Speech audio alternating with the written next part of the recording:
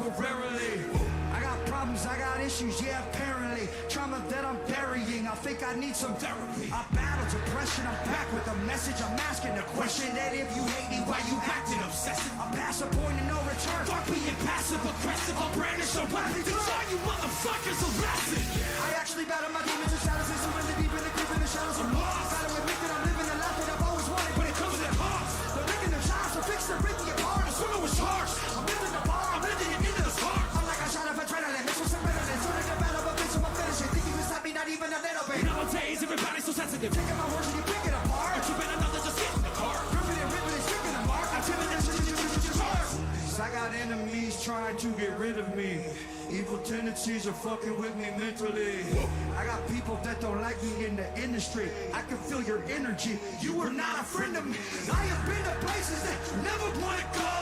I got dirt on people, but they act like I don't know. I can do some damage, but I'll never rock the right. That's just running, boss. I just fall like Tiger. You never get rid of me. Too many enemies rip on my imagery. You know my history. It ain't a mystery. Put every enemy in misery. Somebody send me some positive energy. About to go hard. About to go vividly. Into the darkness. Into infinity. Shut your motherfuckers up. Listening. Stacking up little pretty kitty in the beginning, and I never give it in to anybody. Always winning that kitty when I die to the everybody with you. Never gonna give you cause FC simply. The motherfucker got to the night dawn. No type bomb and the vice bomb is my god. Feel the show was a little refill on my lyrical typical survival and venomous and the never top of the put me on top of the list.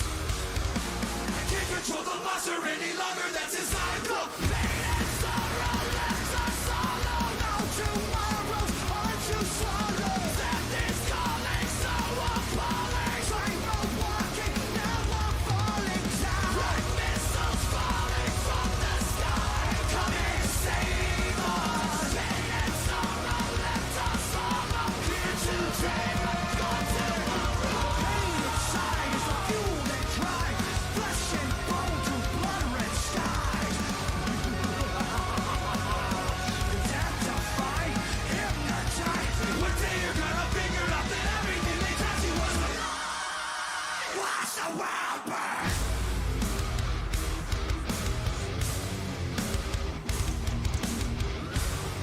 Go! Whoa! Come on! Come on, Max!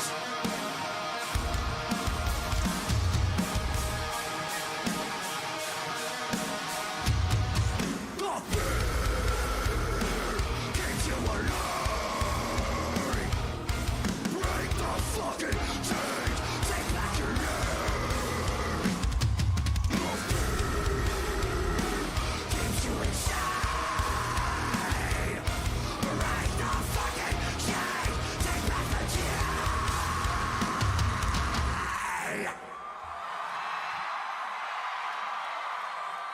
Run it back! Go! The pain inside is the fuel that drives flesh and bone to blood-red skies. Identify, hypnotize. One day you're gonna figure out the grind. Go! Go!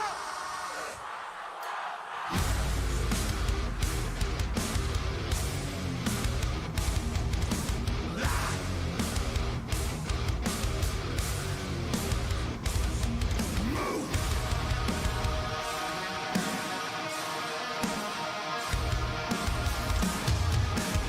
Come on! Switch up! The fear keeps you alive. Break the fucking chains. Take back your life. The fear keeps you insane. Break the fucking chains. Take back the time.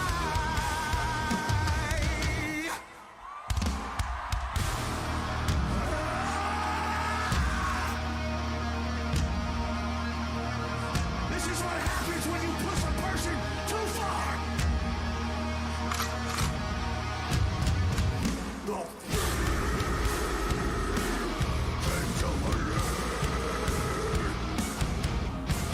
break the fucking chains. Take back your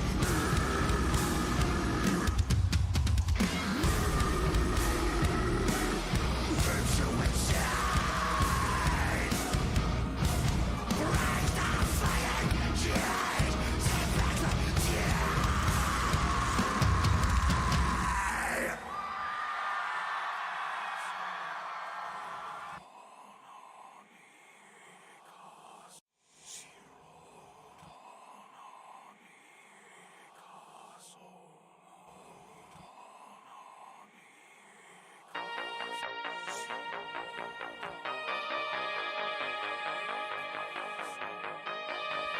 Welcome to the show, everybody. We'll be starting here in about 3.5 minutes. I just want to say thank you for joining me for the first design days of the week.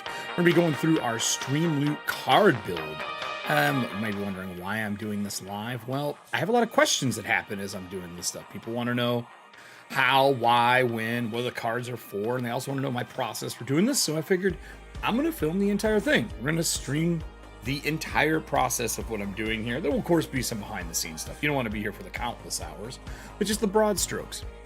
So today, we're going to be looking over the cards I've already designed. We're going to be talking about how to build them, what the common, rare, epic, and legendary should be. It's a little bit different show. If you've been around for some of the other ones like Alien Fugitive or for Scream Sheet missions back in the day when I was on Norse Foundry, you're going to recognize the style of play for these cards versus what we did on the recent Dragonlance or on Atlantia or any of my other shows.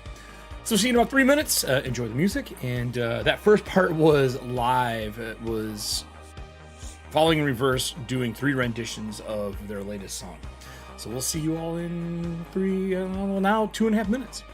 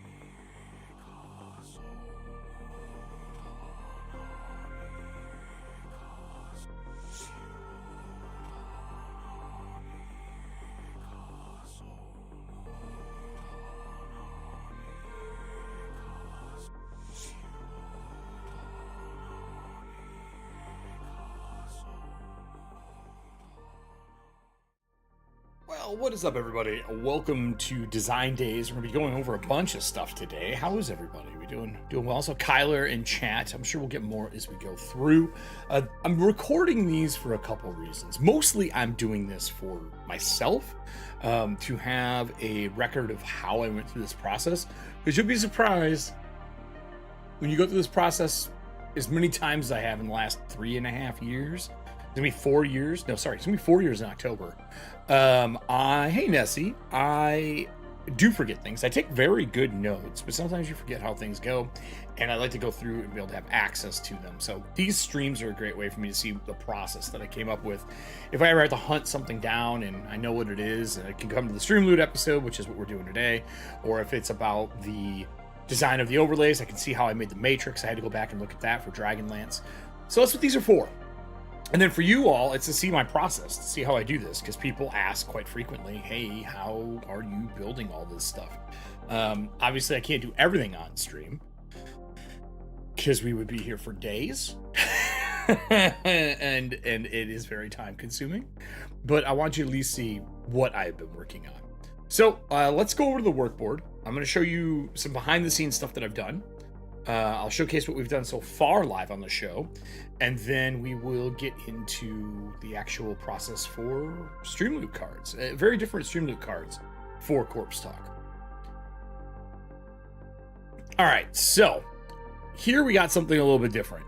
I started working on the Mork board rules in my mem, so I can use my AI, and we have our optional class here, right? And then we have creatures here, and I started figuring out how that works. Let me also add the headless. Where's the headless? Where did I put it under? You guys remember?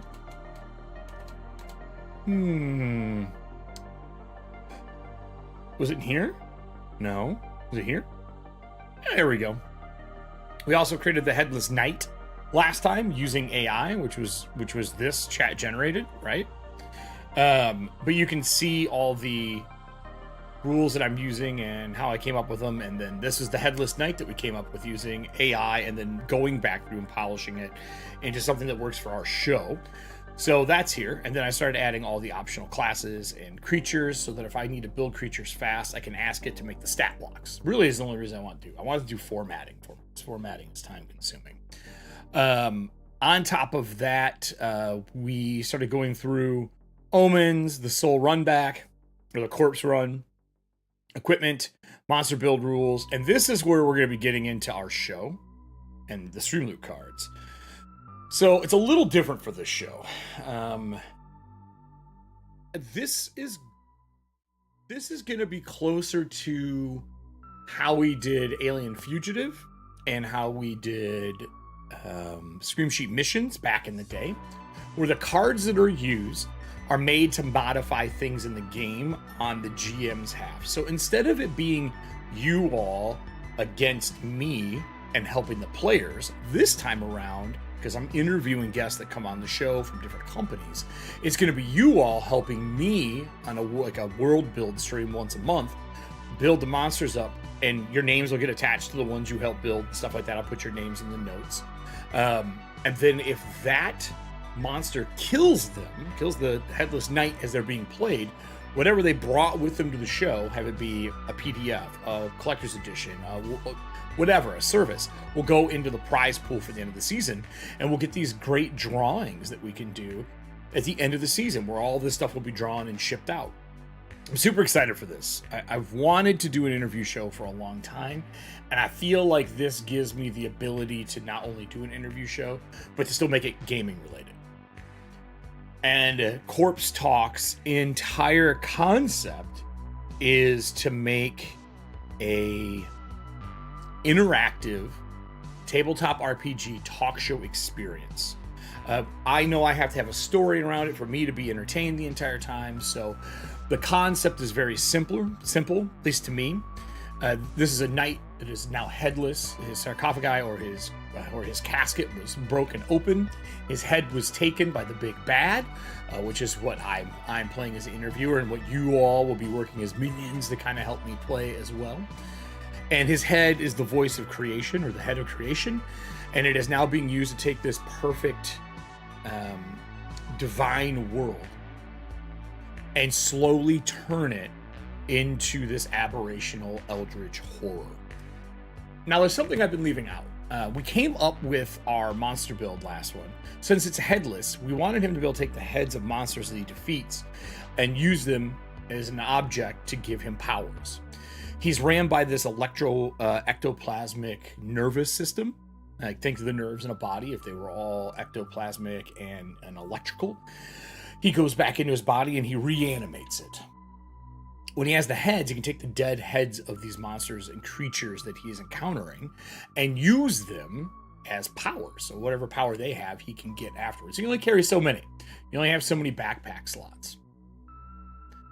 So those are the things that we are looking at right now. And with that said, let me take us over to our PDF. I want to showcase a few things before we start designing today, okay?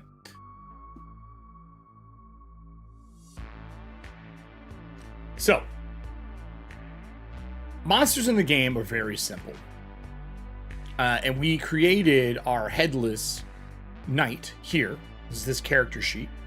This is what the guest star will get to look at. So there's a few things to remember him. His first memory is creating the tomb he is in. So last thing he made was the tomb that he encapsulated himself in. As a headless knight, you're a spectral figure of terror that reanimates its corpse. A headless knight known as a Dolahan.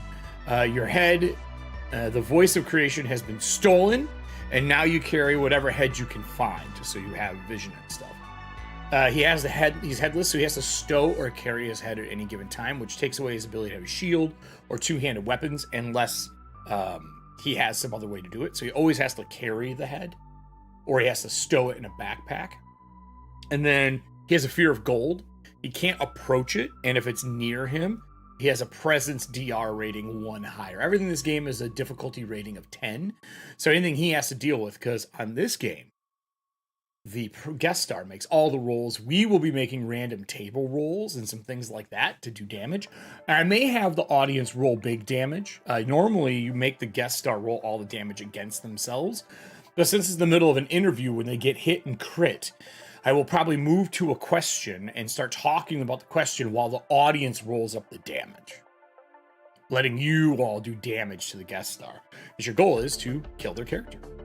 And as you can see, very low hit points to start. There's only 9. On top of that, he has a spectral whip that he can use for D8. He has heavy armor. DR plus is 4, I think. 4 plus on agility. He minuses a D6 from damage taken, so if he takes damage per se, and we do 8 damage to him, he will get to roll a D6, and this is how much damage he would take off. Pretty clean. So he would negate 5 of that 8 damage, and then he'd still be alive. We rolled his equipment last show when we made him. Backpack for 7 normal size item, a bag of bones. He has a spectral spinal whip, a random unclean scroll, which makes us void storm with lightning bolts. And then he has an exquisite perfume, because, you know, when you're dead, you gotta smell good. So as we started going through all of this, afterwards, I started going through all the monsters and reading over the creatures they have in the game. I have books with creatures in it that other people have created as well, we can use for reference. And I use the bare bones version. This is the bare bones version, right? And this gives you know, different people, different creatures. I already put the first 4 in, but the way I have been doing this is pretty simple. Let me pull this up. So this is our setup, right? And all I'm really doing is this. I'm cutting them. I know this sounds so dumb. So dumb, right? I'm going below whatever the one it is. Paste them in. You notice the formatting is not perfect. It's literally kind of messed up. But eventually, once we have all these built, I'll be able to use the AI to generate the stuff that I need.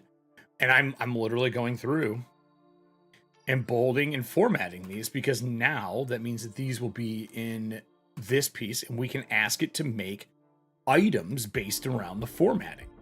Or not items, sorry, creatures based around the formatting. And this matters because today we're talking about doing all of our cards. And our cards I've already built. The frame for them, I'm going to showcase those to you in a minute.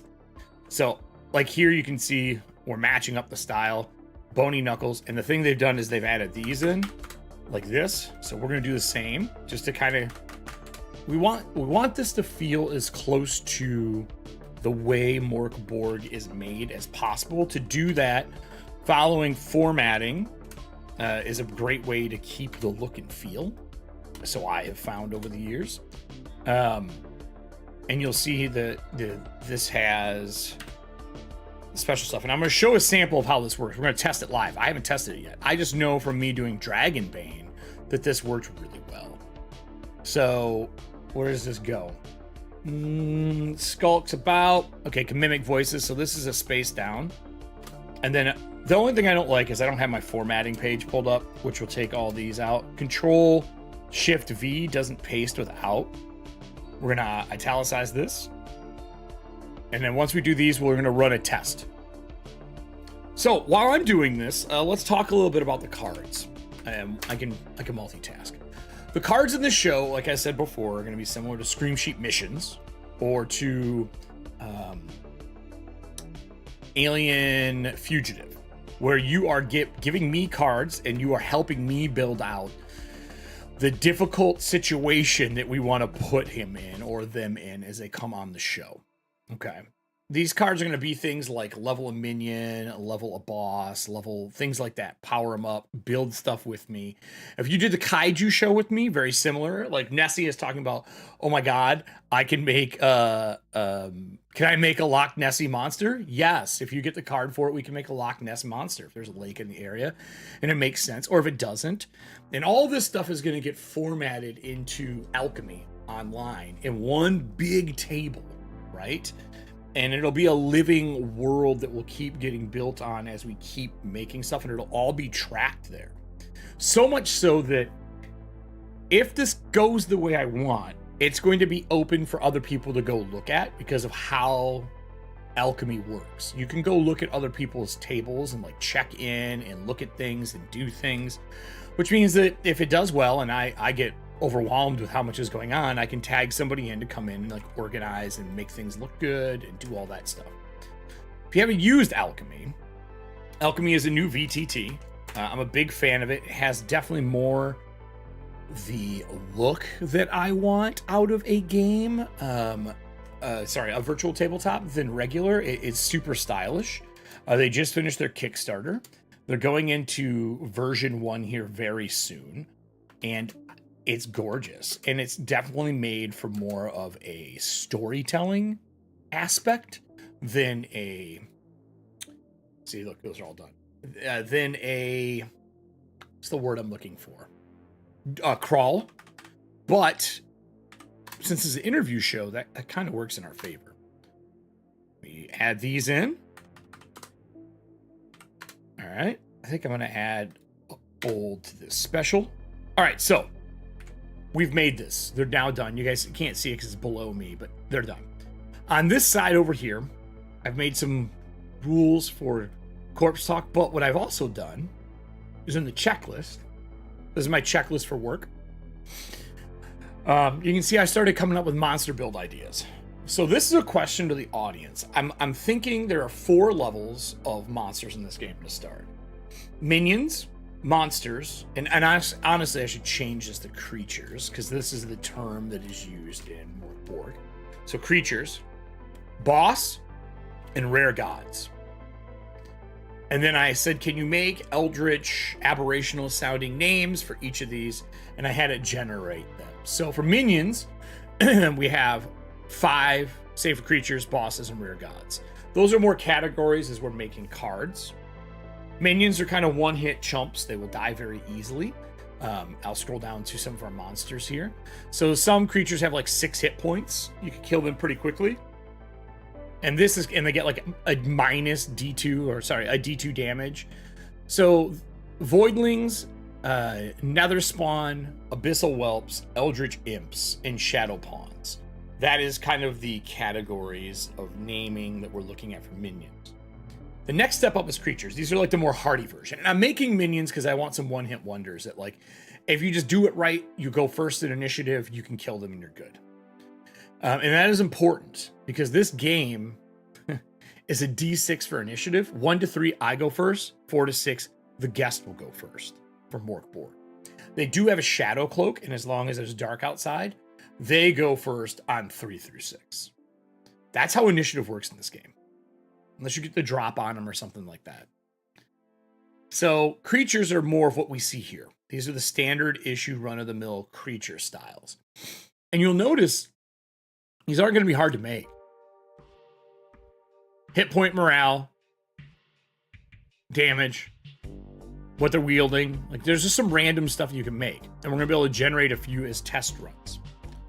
And then creature, abyssal horrors, nether beast, void stalkers, eldritch aberrations, which I'm leaning towards, and shadow fiends.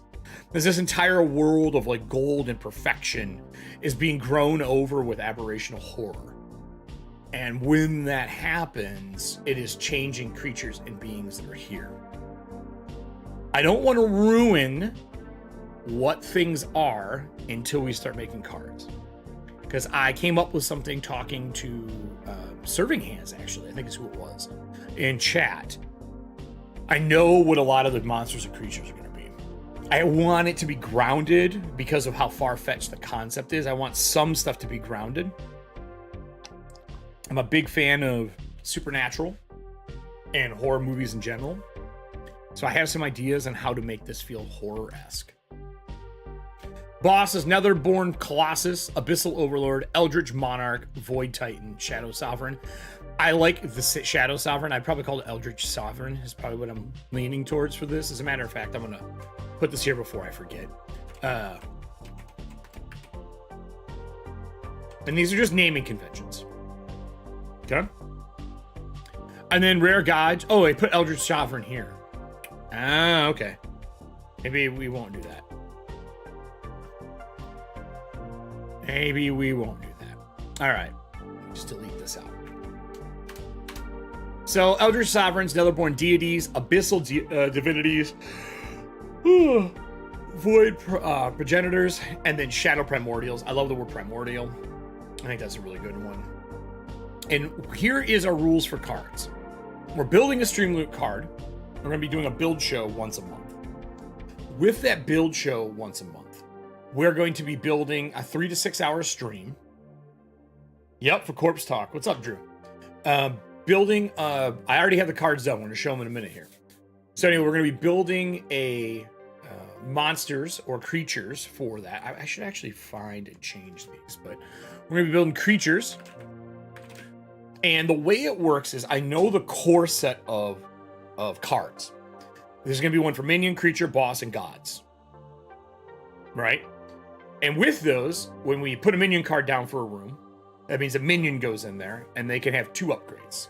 There will be upgrade cards. Upgrade cards are going to be things like random item table, hit point table, morale table, things like that, right? To generate stuff. And then your boss card, so you'll have a minion, a creature, a boss, and a god card. Boom. Done. And then when you play that, that means in that dungeon, we'll be able to apply a monster into there. So, and we're using to start the tomb that they are waking up in. The last place that the Headless Knight built was their tomb that they were buried in with the voice of creation. The head was stolen. So they're going to wake up in there, and that is the very first interview. Or setting it there. And then all the monsters we build are going to be room by room by room moving out from there. If they ever get past a point in which we've built, I'm going to pull a book from the shelf from one of the sponsors that has random... Actually, hold on. It might be in here.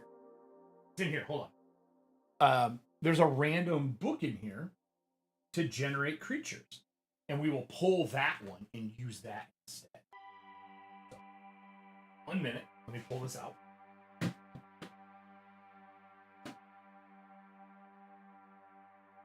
It is these. I have a lot of fun pieces for create. Stockholm Cartel, the people who are making this stuff, they're really amazing people who've given me access to a lot of stuff. So let me switch back to me. Now put these on the screen.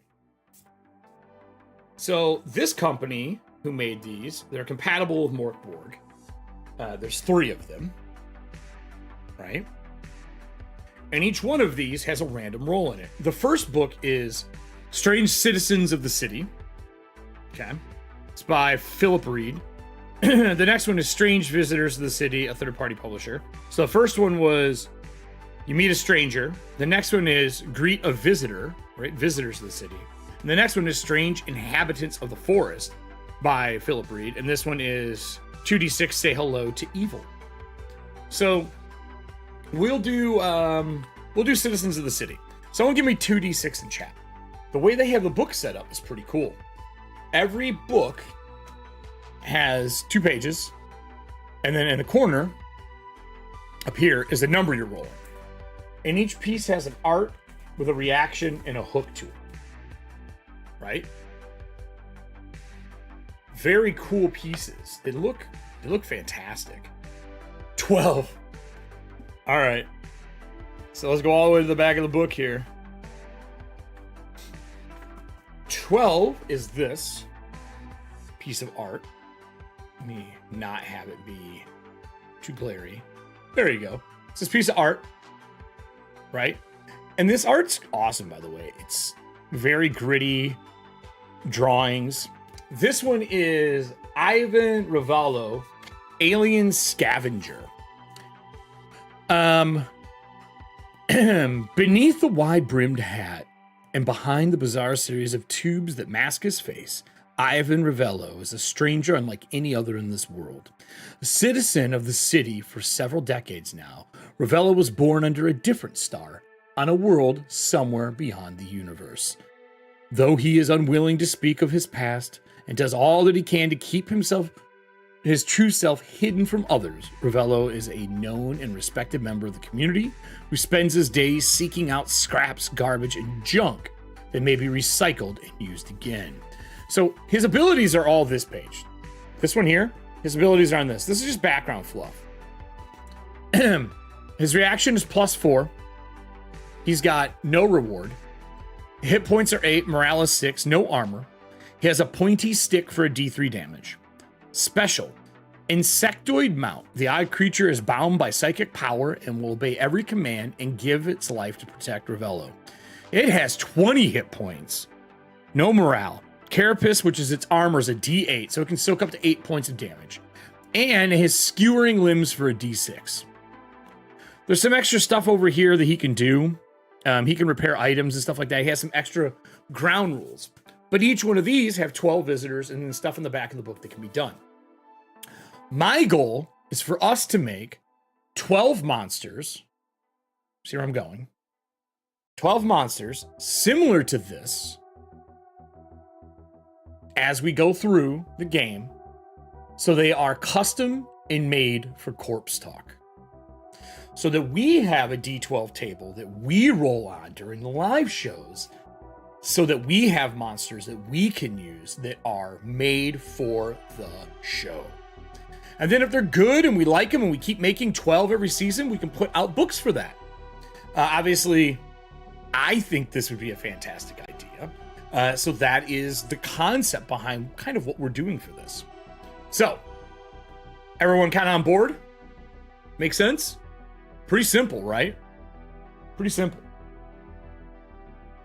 So, with that said,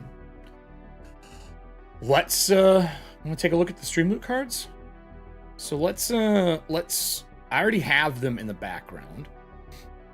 We are gonna get rid of our screen cap, right? And I am gonna pull up Photoshop. I'm gonna go full screen. So I started making these yesterday, I think, and I knew the style that I wanted. And before we get really into what they look like, I want to show you the process for them and how I did this, okay? So we're gonna turn off all the color cards here. So I'm gonna show them to you as we go. And then I'm gonna pull up one other file. And I'm going to show you what I made. So, this is the back of the card. All right, ready? So this was the back of the card I was working on. This is a combination of pieces, a card that I found that someone had built that was open. I paid like $11 for it. I started gutting it and making it look the way I want. I knew that I liked this. I wanted a coffin shape for it, right? And I wanted it to make. What's up, Brian Sparks? Yeah, exactly. And everyone builds it. I think that's the best part. So this looks cool. But I didn't like the coloring. I need to be able to designate. If you go to the StreamLoots thing, these are the cards that are available right now for another show. Right now, Watching Paint Dry is active. but it'll give you an idea of what is available. And let me also, hold on here. Let me pull this back up, and we're going to put StreamLoot cards here as well. And we're going to go into the creator deck. So I've done a lot of StreamLoot cards. And a lot of these decks I'll close out, give the points back to people, and move them forward, right? And we're going to be rebuilding this deck. Because my number one thing is I don't want people to not get the cards that are still active, right? Some people have cards active.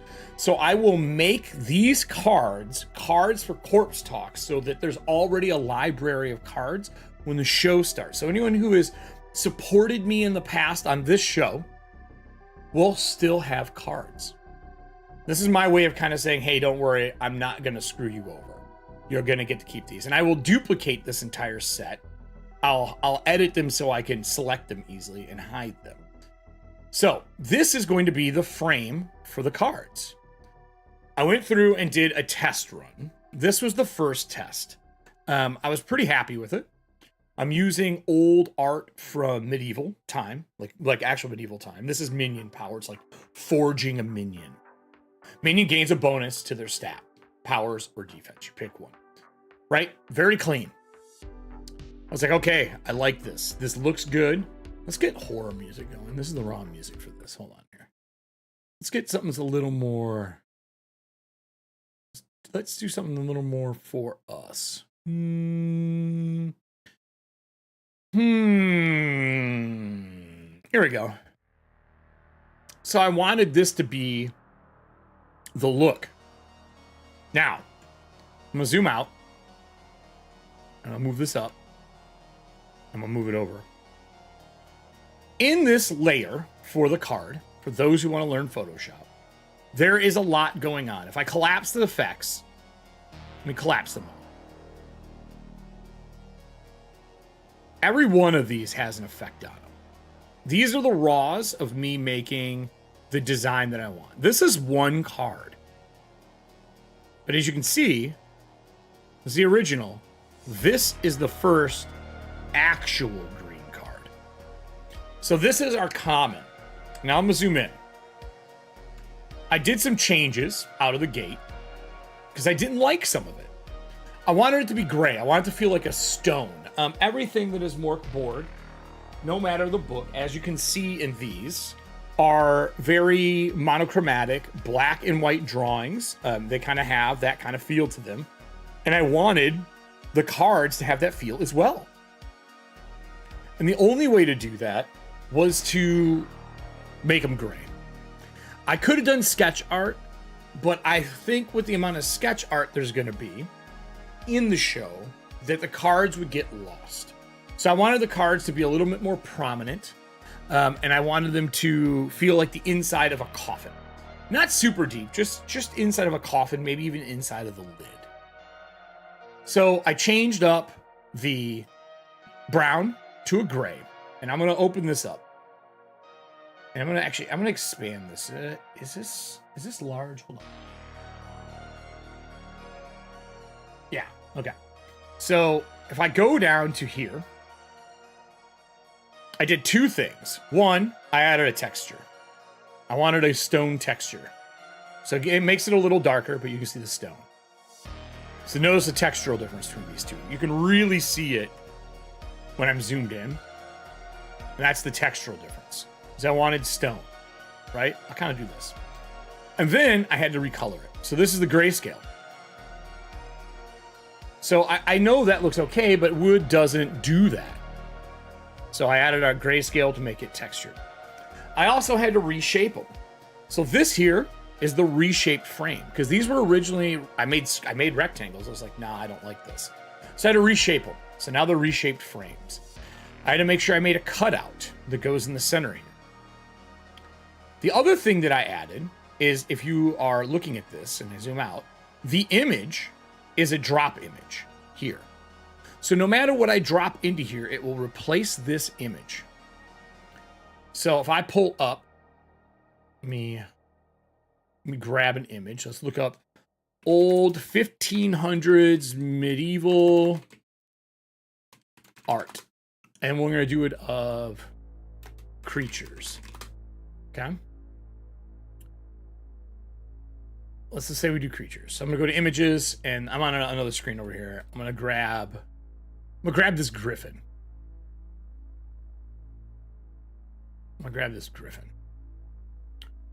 So I can copy this image, come into here, and see this that's here. I could paste this down, but then I gotta size it, right? And I'll lock these, but then I would have to size this image because it doesn't fit properly. It's not right. And I can move it around, but it won't do anything. But this piece here, if I undo what I did, and I save this image instead, and I'm gonna put it in Corpse Talk, because I like this image, and I know it's DMCA, or not DMCA, but free rights, because it's a piece from the 1500s. And I go into StreamLoot cards, and I save art, and I go like this. I save it, right? Now watch this. I can drag it, and see how it highlights it? I can drop it in, and it will replace the image. And then I size it inside this frame, which is already masked and ready to go, which stops all of the bullshit. And all I do is grab this, hit transform, and now it is sized for this. And then I can do color alterations to this image to make it match, put crackle on it, and all that kind of stuff. How nitpicky do you want me to be about your history terms? I don't know what you're talking about. Don't? Does it matter? This is fictional stuff. Fiction, not real. Griffins aren't real.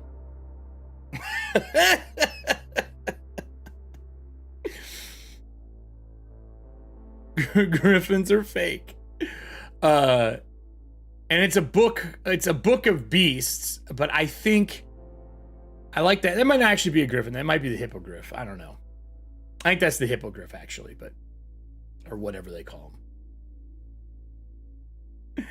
them. So anyway, we can change these.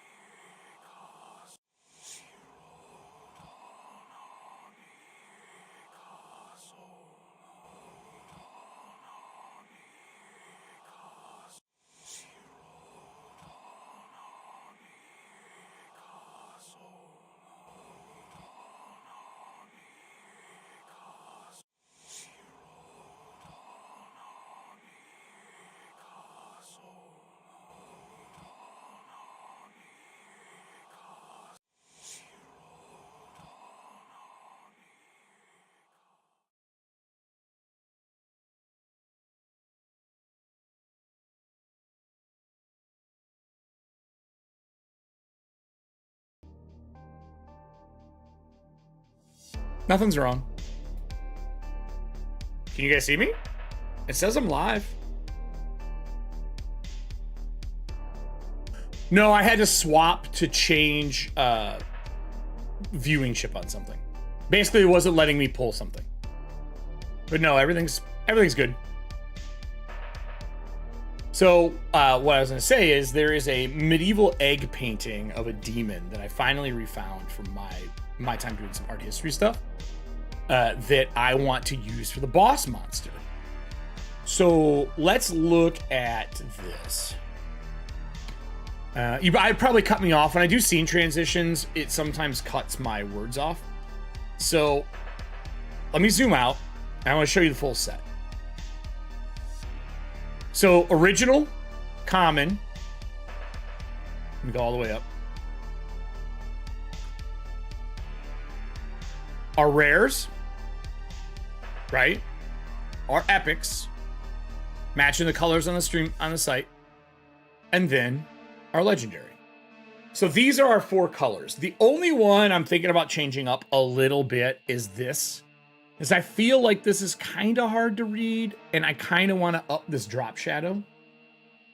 So if I go into this inner shadow, I'm thinking about darkening it and upping the size just a touch, as I feel like it's a little hard to read it. Nah, no, I'm gonna leave it. It'll be fine.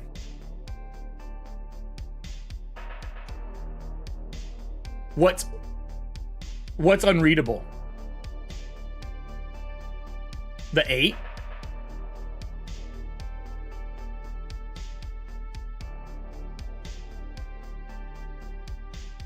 Yeah, it is hard. So I'm thinking about changing this piece. It's not a mistake. This is the first draft. Creative. It's the first draft. These are the first roughs out of them. It's not really a mistake. I did these last night. I give them 24 hours and I come back and look at them for corrections. So I don't know. I want to keep the theme and the color. What I'm actually thinking about doing is changing this stripe around them. The stroke. That's my game plan. The colors have to be this way because StreamLoot cards are this color in order. They're the green, blue, purple, gold. That is how StreamLoot cards are set up. These are color picked from the site to make sure that they match. So I can change this 8, but I want them to be similar. I can't change them too much. So this is something I can fix. I'm not too worried about it. Also, it's a card where I think the 8 is going to be the problem. I think that seeing it in different numbers, it wasn't as bad. The other thing I can do is up the opacity, which is what I'm thinking. And upping, oops, didn't mean up distance. And upping the size just a bit.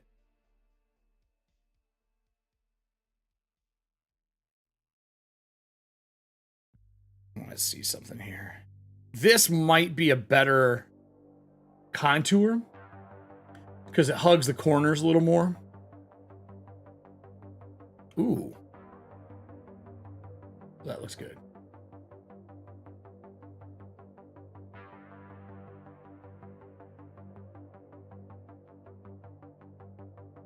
And the other thing I can do is change the stroke. We can make it a slightly darker, but then it's a little off when I do this. I think even just a slight change might be enough. Zoom back out. So anyway, that's more readable. I'm not too worried about it. And I'll correct them as we go through. Like once I do a full set and I'm looking at the full set, if I start seeing number issues, I'll change them. The number in the corner is going to be for a couple things. Anytime I need a random die roll, 1 to 66, because I think most tables are in that variety. And I think they're going to represent die numbers. Yeah, the white text has to stay. I'm not changing that. I'm not changing that because you have to remember how small these are going to be. And it's actually not white, as a heads up. It is that glow-in-the-dark eerie green that I made. Allie found the picture of the color for me for doing print media, specifically for screen printing and for printing projects. So I wanted something that is the same. I really like that style, but this does help it. I'm still not the biggest fan. And I'll be honest, every series I've made, the gold is the one that is usually the hardest to do. It's never quite what you want because it's a legendary and you want it to look special, but the color's just off. I did do a color overlay once, and that was okay. It wasn't 100%, but it was all right. As I did have one where I went like this. I did a gradient overlay, like this. And I went in here and I used my gold tone overlay. Here. Is it this one or this one? No, it was this one. And then I changed this. Huh? You don't read the cards? Well, this is a build show. You might be reading them a little bit more than normal. You know what I mean?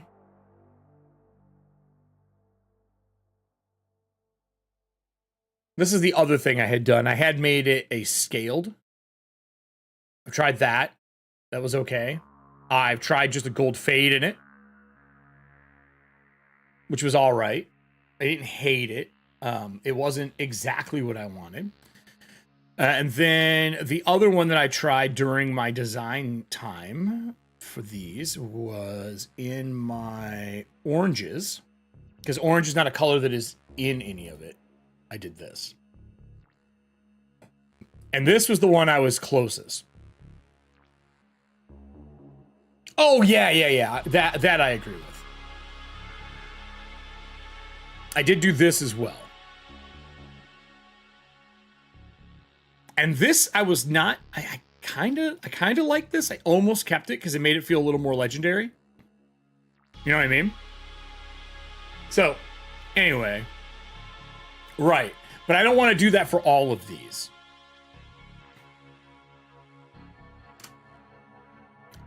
I don't want to do that for all of these. The other thing I can do, we can technically do this gradient overlay. Move it just a touch, right? It's a little more orange, and then I'm going to reverse it because I think it should be bottom up. Like that. And now that's a little more metal. So for now, I'll keep it like that. Legendary is the least amount of cards we end up making in the long haul. So anyway, this is the set. Okay. Now that these are done, what I'm going to do is I'm going to drag them down. And I'm going to start our common. And the first thing that needs to be done for this is... Oh, actually, let me move this over. I'm going to put them here. Naming conventions matter a ton for how the show works because of how they work in... It does. How you make the naming conventions in STREAMLOOTS. I name these to match, so when I export them, it's easier. But what I really want to do, I'm going to flatten a lot of this. As I like where we're at, and I don't want this many active layers. You know what I mean? So, we're going to reduce them all. We're going to go to this one. We're going to start our naming convention. And it's going to be CT, common. And that's going to be our base card. Corpse Talk common. And then I'm going to open this up. And I'm going to flatten some things. These are going to stay. That's going to stay. So these are going to be one. This is going to be eye color. Okay. And this will just be on and off. Done. And then this is, I believe, the upper left. Yep. Okay, so now we're going to merge these together. Stay the same. This is going to be the number frame. Done. And then if we need to remake one, like customize it, we'll have that original series at the top. And then this one is the frame, so outer frame. That can stay how it is. I am going to color code this. All my outer frame stuff is usually gray. And then we have this here, which I turn this on and off. This is everything else, right? It's everything.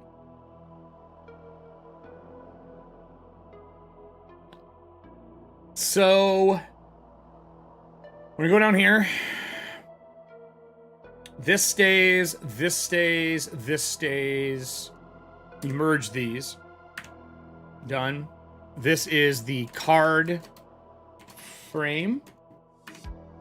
All right. And then we're going to color this in gray as well.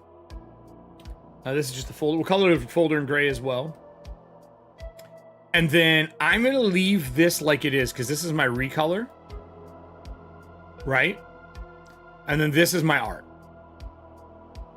So that's good. Fonts are going to stay like they are. The reason being is I can see me having to change this stuff a lot. And I do mean a lot.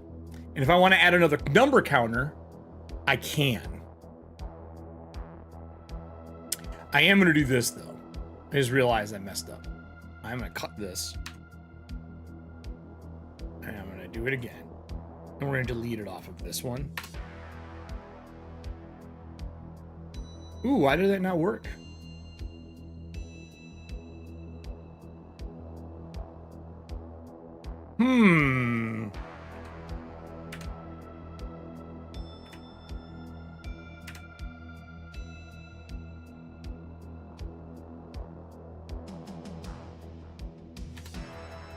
Weird. I don't know if I've ever had that happen before. Let's just duplicate this layer.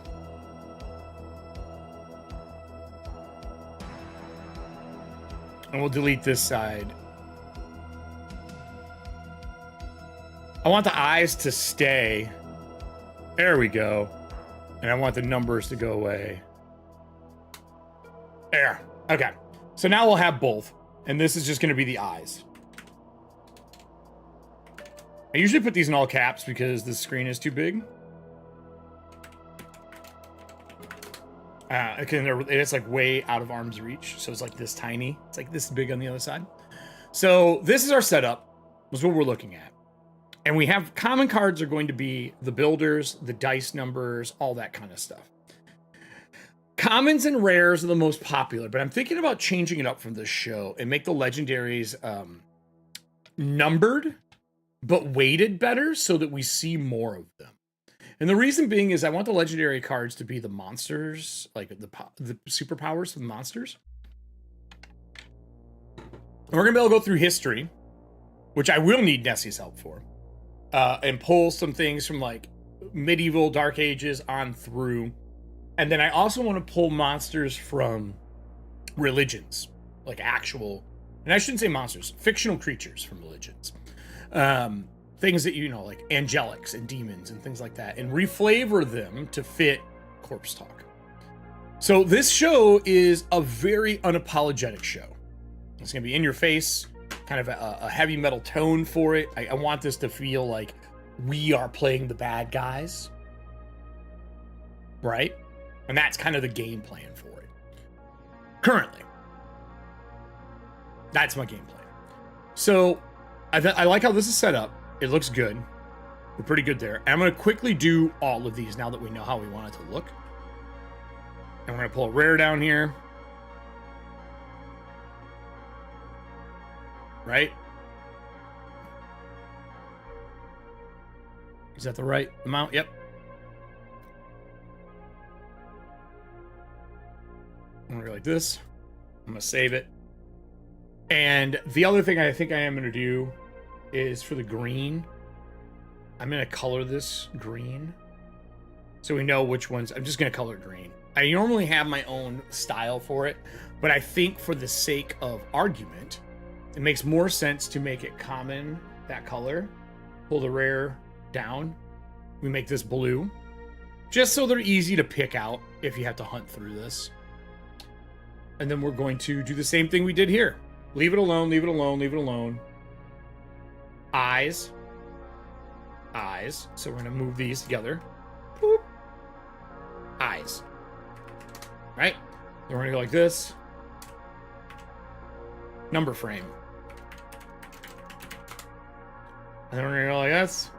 What is this? This is outer frame. Okay. Reduce this up. Then we're going to go down here.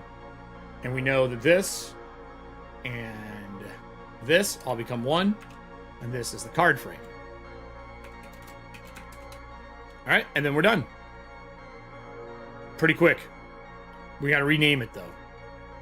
So, again, this is going to be CT_rare. And then whatever the name of the card is, we'll go next to that.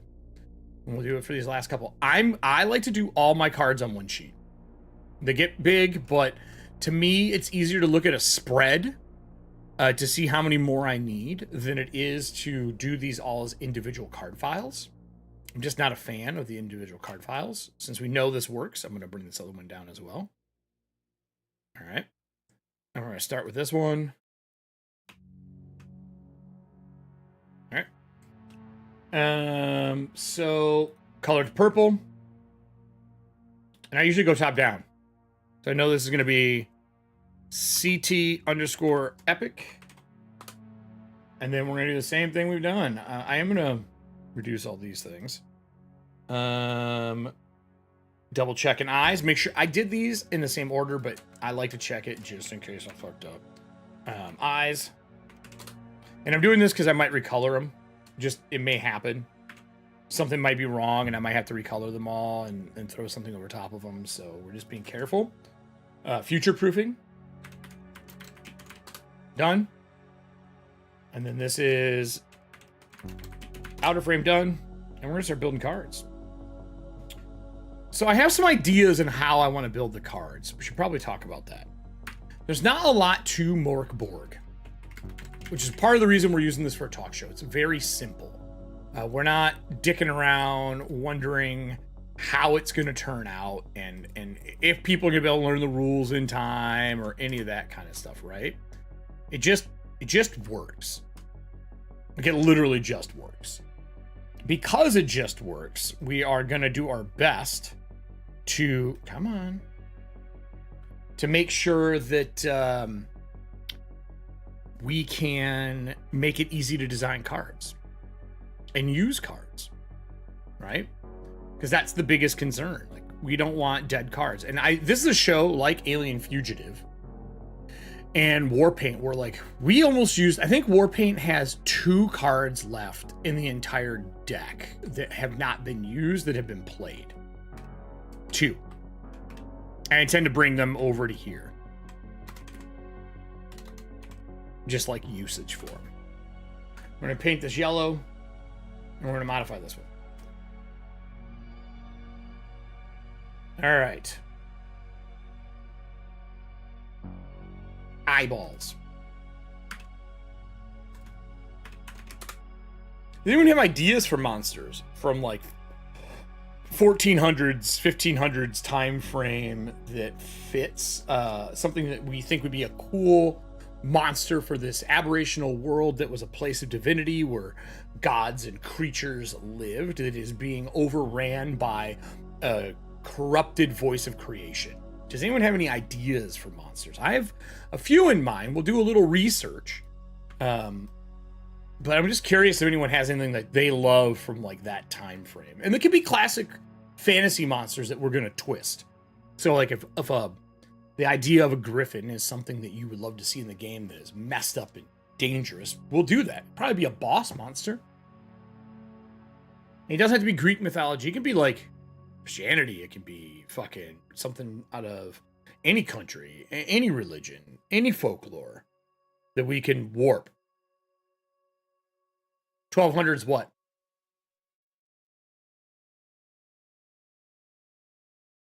You have something from the 1200s? Is that what you're saying? I need to be able to find art for it. It's going to be the problem. Usable art. That's why I was keeping that time frame. But if you can think of something from 1200s.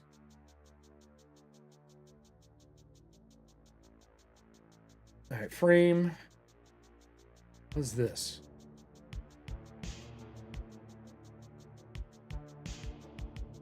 Oh. But what's the 1200 for?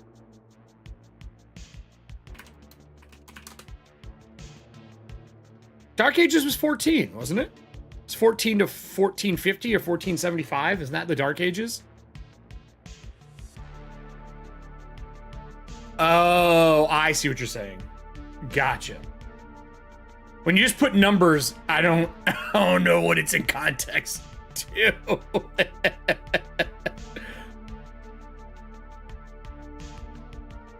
Mimic in the shape of a bottle or cask of whiskey? I mean, look, I'm gonna lie. Mimics are my favorite. And the mimic that we did for Cobalt Press is a barrel. If you've never seen it, it's awesome. Eyes. So this has to go to this. Okay. Okay. Why is this being this way? Come on. Together. There we go. This is the number frame.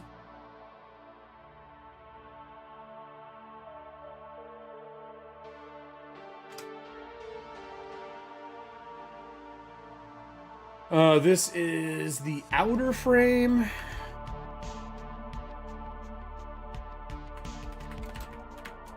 I just got done on contract with them, Brian. There's a chance I might be with them more frequently coming up. But I just got done doing all of their Cobalt Press, Cobalt chats, along with like interviews and all that stuff for TOV. You can find it all over on their YouTube. Big fan as well. I love their stuff. And the new TOV is awesome. And I'm not even, to be honest, I'm not the biggest 5e fan, but I do love it. Anything will work. All right. So now that we've got these done, I'm going to save this. Probably get some frame drop here. Because this is already 63 bags and we're not even that far in. So, and we can find art as we go. Yeah, I don't want the background eraser. I hit V 3 times and it won't work. All right, so we know what we're doing now, right? So this one, just turn this off. We don't need the original. These are our pieces. Now we're getting some frame droppage. Is there an interview? I'm seeing if I'm using something up. Oh, it's the saving. The autosave was causing some frame drop issues. So, with that said, we're going to close all these. I'm going to move this up to here. And we're just going to turn all of these off because they're not in use. Right? Just to not distract. And I'm going to copy a couple of these out. And we're going to build ideas out. OBS doesn't like when you're in Photoshop and doing a screen capture. I will pre-warn you that. So if we get some lag or latency or anything like that, it's because we're working in Photoshop. They have no... I can tell you, Brian, that'll never happen.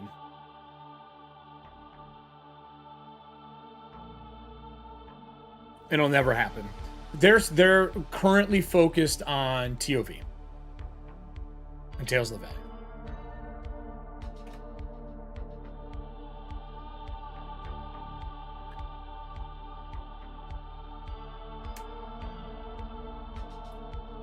Man, this is getting choppy. Might have to reboot. That's part of the lovely design days. I break the stream a lot during design days. A lot. All right, I reset all the stats. We should be good now. So, let's talk here. We know we're going to be making monsters. We know... I feel like I need to pull up the PDF. Let's look at some creatures. Right? This is important, I think. He's lost 72 frames. So review. Tools. Display, enable. Our headless knight can stay open. This can stay open. This can go away. So I want to see if Cult has creatures. It does. So here's some creatures from like a more... a newer version of some of their stuff. And they're monsters. A monster. Children often go missing. Parents would tear the scalps from their skulls. They knew their child was stolen and harvested by the Bone Boyer. A horrid, stealthy fey lurking in Sarkasha's tangled depths. This tall... Wow, it's a demon? It makes bows from the bones of children. Remember how I said this is going to be an unapologetic show? Remember how I said that? I'm going to have trigger warning scrolling at the beginning of the show. Just a big old list of trigger warnings. I might just find all the trigger warnings and put them in there. It's probably going to have to happen.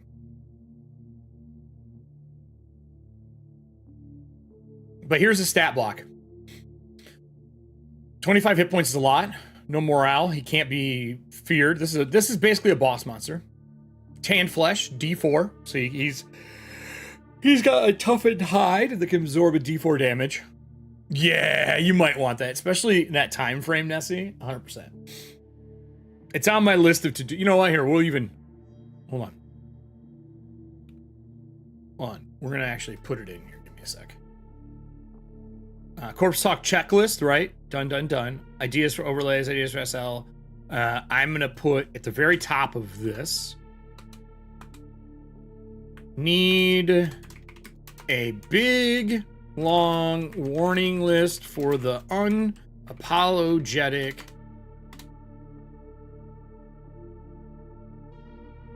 fantasy set piece we are creating. We are creating, and then I'm going to put a note, look up a trigger warning list, and then, is it bad? Man, if there's a full screen. So, okay. So when you're looking at the display that's up right now, in the corner that is up there, I have the logo for EFP, right? That scanner. If that was just the X card and the X was the X for the corner of the screen. You know what I'm saying? Like if the X was to close the window for your X card. I think that's kind of dope.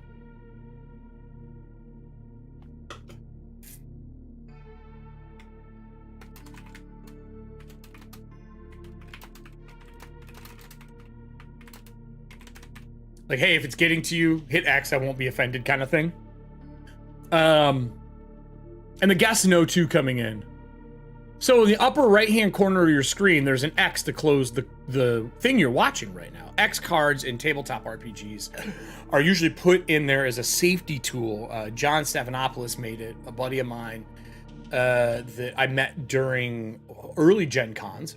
And he made it as a safety tool to tables, so if something is bothering someone, they could tap the X card to rewind, pause, overlook, fast forward the scene, whatever it may be. And there were some other cards and go with it. And it's been developed and changed, and more people have added on to it for their personal games, for personal systems, and so on. But This is a live show that you're tuning into that is based on demons and devils and eldritch horror and body horror and, you know, creatures that make children bones into bows. There's going to be things that are offensive in some form or fashion. The X in the right hand corner just becomes the X card. I don't know. I just think I think it'd be kind of spicy. And if you've watched my shows before, I do say and do get pretty spicy, and it is all done in a good storytelling style. I warn everybody that it's rated R, that you're signing up for a rated R piece, and that's how these talk shows are going to go as well. I don't want to make kid stuff anymore. I did ministry. I don't want to do that anymore. So this is some of the creatures. They're very simple. A lot of these are this crazy stuff for people's heads. The rotten nurse, for example, impossible to capture or murder for silver. You just can't do it. I love that they put this in there for the design. And this is the nurse.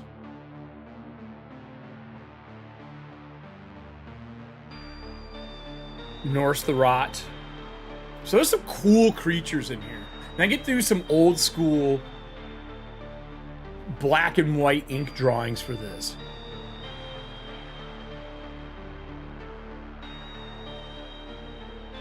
To close, it's on the bottom left for you? I thought it was in the upper left for you. I thought it was the... It's just a thought. You are right, though. It is different per browser. In Safari, it's the red, the yellow, and the green back in the day. And it was in the upper left, not the right. It's true. I'm sure someone will get offended that I pointed out PC over Mac, and they will try to say that I'm saying it's the master race or something stupid, when really I just did it because that's the most commonly used thing is Chrome. You know what I mean? So, to me, it's just, that's the most commonly used thing. I mean, all my apps have it up there, so I guess I'm looking at my app design. Yeah, you're right. That might be a problem. I'll skip it for now. Maybe I'll have a button that can pop up on screen, and it'll just put the X card on the screen. Or, hold on here. These here, the animation for the, where's it at? I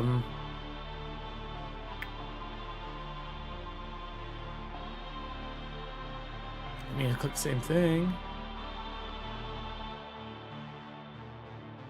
Trying to remember where it is.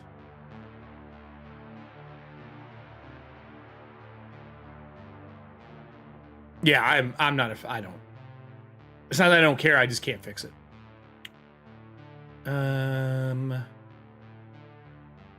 It's not activity feed. Is it subscriptions, reactions, emotes, goals, subscribers?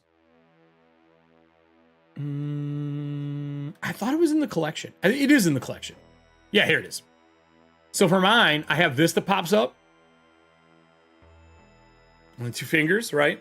I could make that the X card that pops up when someone buys a StreamLoot pack.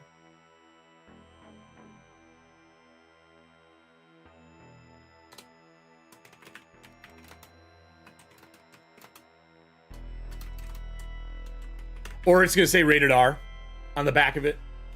Anyway, that's the design concept. Back to this. So I like this style. I did notice something here that I might have done and didn't realize it. Did I change the stroke? No, I didn't. So it's just because it's a hard light. Okay. I noticed that this has got that nice fade to it. I think. Yeah, okay. All right, we should be good. So, all right, we're gonna get some screen tears. Get ready.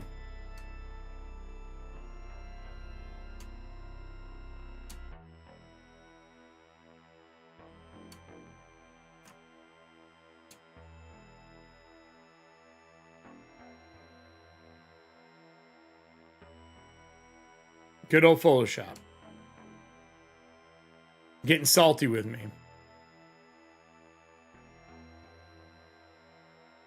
Photoshop is the one tool that's a necessity that I also hate.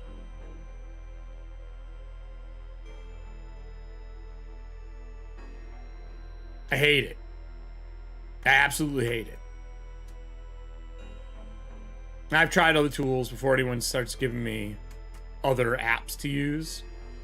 Trust me, I've been through them all. I have to use this because of current work stuff. It's a necessary evil. Once I do this last set down here, we'll be fine.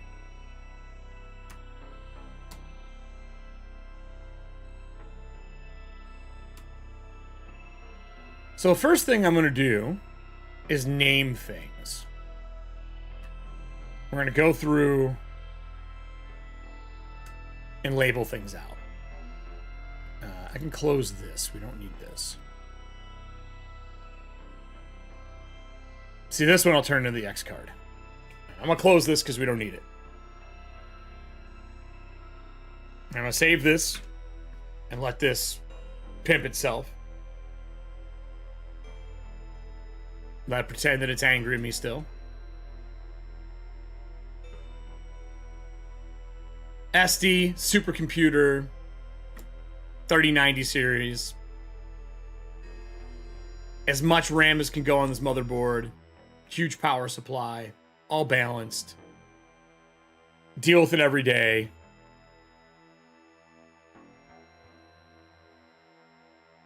You know what I mean?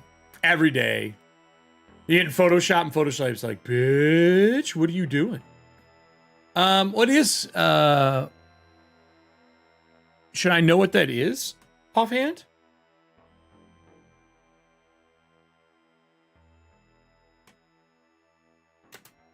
Is that a certain time frame?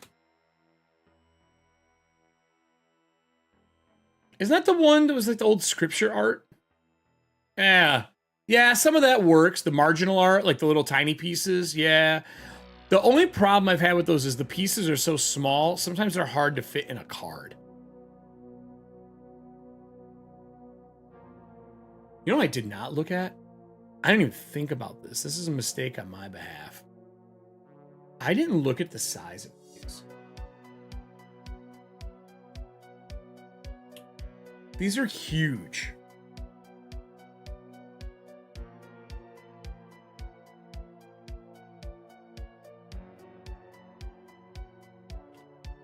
These are huge file sizes. Or not file sizes, but...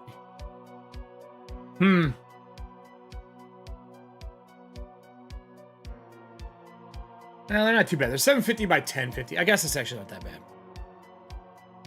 All right, so common. This is our ground one. We know we need... I'm actually going to... We need minion. That's true. Yeah, if I wanted to do multiple, I could definitely do that. Not wrong there.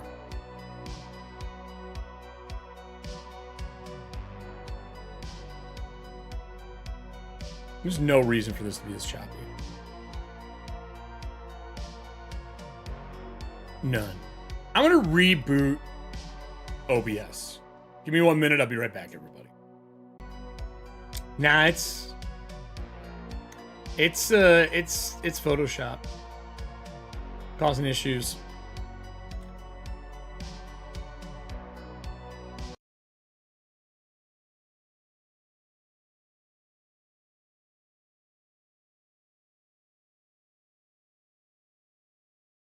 I'm gonna do a full reset if this keeps up. Reboot this. We'll clean the cache on it. I love this process of design work when it's just Photoshop. We'll let it reboot. And I switched to Windows 11. That's the other thing I did too.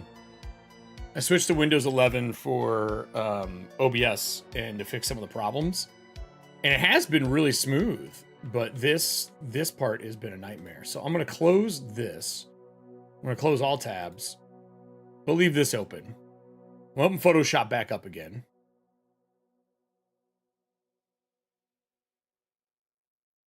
Yeah, but it has to be usable.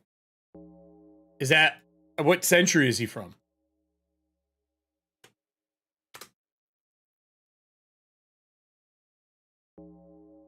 Do you know offhand? Was he 1500s?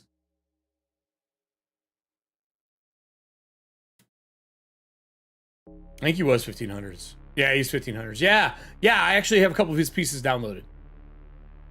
Absolutely. 1450s? All right, let's see if this works better. I rebooted it. Okay, it's running smoother already. All right. So let's talk about doing this part. 15, 16. So we know we need minions. We know we need creatures, and we know we need boss, and we need gods. And I think that's the name I'm going to keep them at for building stuff. I think I should keep the naming conventions easy. Right? So first thing we're going to do is, instead of minion power, this is going to be new minion. Okay. I'm going to zoom into this so we're on it. And then we're going to clarify it. We're going to make these simple rules. So, new minion added to the area. And that's going to put... this isn't creating one. This is just a minion that we're going to use. And then I think this is going to be roll D66, because that's how they... I think that's how they do all their stuff. Hold on a minute. Let's grab the Mork Borg book out. So this is that. Let's grab... Where's Mr. Borgy at? Let's grab the Mork Borg. And actually, I don't... Yeah. I want to see what their tables are. Right? Let's see what their tables are. So, looking at this... Also, if you've never seen this book in person, by the way, hold on a minute. This book is amazing. It is textured. The book is actually textured. Right? It's that soft, almost velvety, like, it's a weird, I shouldn't say velvety, rubber. And then the spine on it, see if I can get the light to hit them. You'll see that there's images in between the Mork Borg. There's like gloss symbols painted in between. And it's a journal size. Very cool book. So their tables are a D6 and a D8, or their big tables are 11 to 66. So basically rolling 2d6 one place and 10's place in one's place. So I think the D66 table probably makes the most sense for what we are talking about doing today. And then people have to learn the term D66, which is fine. I'm fine with that. So let's go back over the table. So we're going to need a 11 to 66 minion table. Or we roll 2d6. And we can base it on the area, and I can have charts per area. I think that makes more sense. So we can do exclamation point 2d6. And that gives them the code, the new minion added to area, and you're done, right? Minion. And then we do it over here too. And then this one's going to be, instead of minion, it'll be new creature. And then this will be the same thing again. Escape. And then we're going to do the same thing here, which is new creature added to the area. Roll exclamation point 2d6. Okay? And I'm going to need art for these. And then in the epic, when we scroll down, This one, I love this purple, by the way, though. I think this is my favorite color so far. New boss. And then this is going to be new boss added to the area. New boss added to the area.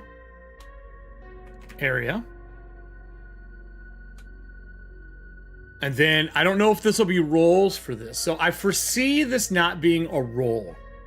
I foresee this being, we build it together. These are like a big moment as we're building bosses. Because once they're killed, once a boss is killed, or one of the god cards are killed, they're dead. They're gone. So I think we do new boss, and that says bows. Bows added to the area. And I think we're gonna need to do something here. I don't think we're going to be doing any normal numbers. I wonder if this should actually be tough. Yeah, maybe that's what we do. Maybe we put their base stats. Maybe it's HP, morale, armor, and strike. So maybe it's HP, and then morale. Right, isn't that what they put there? AP, morale. Because these are the base stats we need. They don't have one. And then I think it should be strike, D, and then I think they do a D8 base. And then it should be armor. And they should start at a D4. And now we have a stat line for them. Right? So I'll cut this. I like this. I think this makes sense. Okay? Because bosses should have all these things. And then we'll have abilities that will change them out. So I think for here, it should be the same thing. It should be like this. But this should be a D6. Oh my god, stop. D6. This should be no armor to start. And then their morale. Let's go look at morale.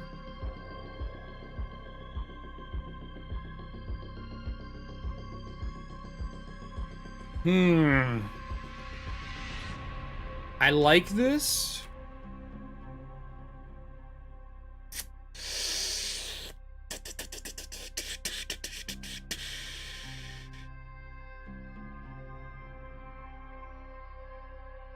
I think their morale starts at a 5. I don't like when you highlight sometimes in Photoshop how it does that right there. And it gets mad at you. That you're like, which one of these do you want? And you're like, none of those. I don't want any of those. I think their strike is a D4, actually. Because these are all upgradable. So we want them to be lower to start. I think their HP is 6 to start. Because this gives us a baseline like we had for Warpaint. Right? So let's go back down to here. Let's go to the boss here. Bosses can't have a morale. That doesn't make any sense. I think they start at 10, and we'll add numbers to them. I think they start at a D4, that's right. And I think these start at a D6, and then we upgrade them. Okay? So we're basically giving them a base stat line like you would for anything else that you build in any other game under the sun, right? And then this is going to be... How do I want to do this?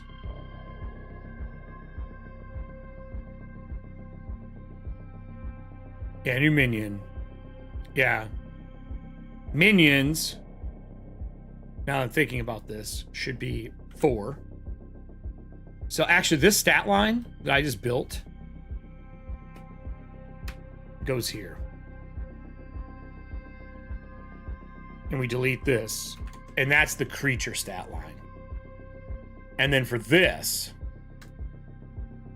should be a D2. Because that's the lowest damage you can do. And then it's morale. I need to look up the morale rules, actually. We need to know how this works. Because I don't know offhand. Or I should say I don't remember. So let me pull up the morale here.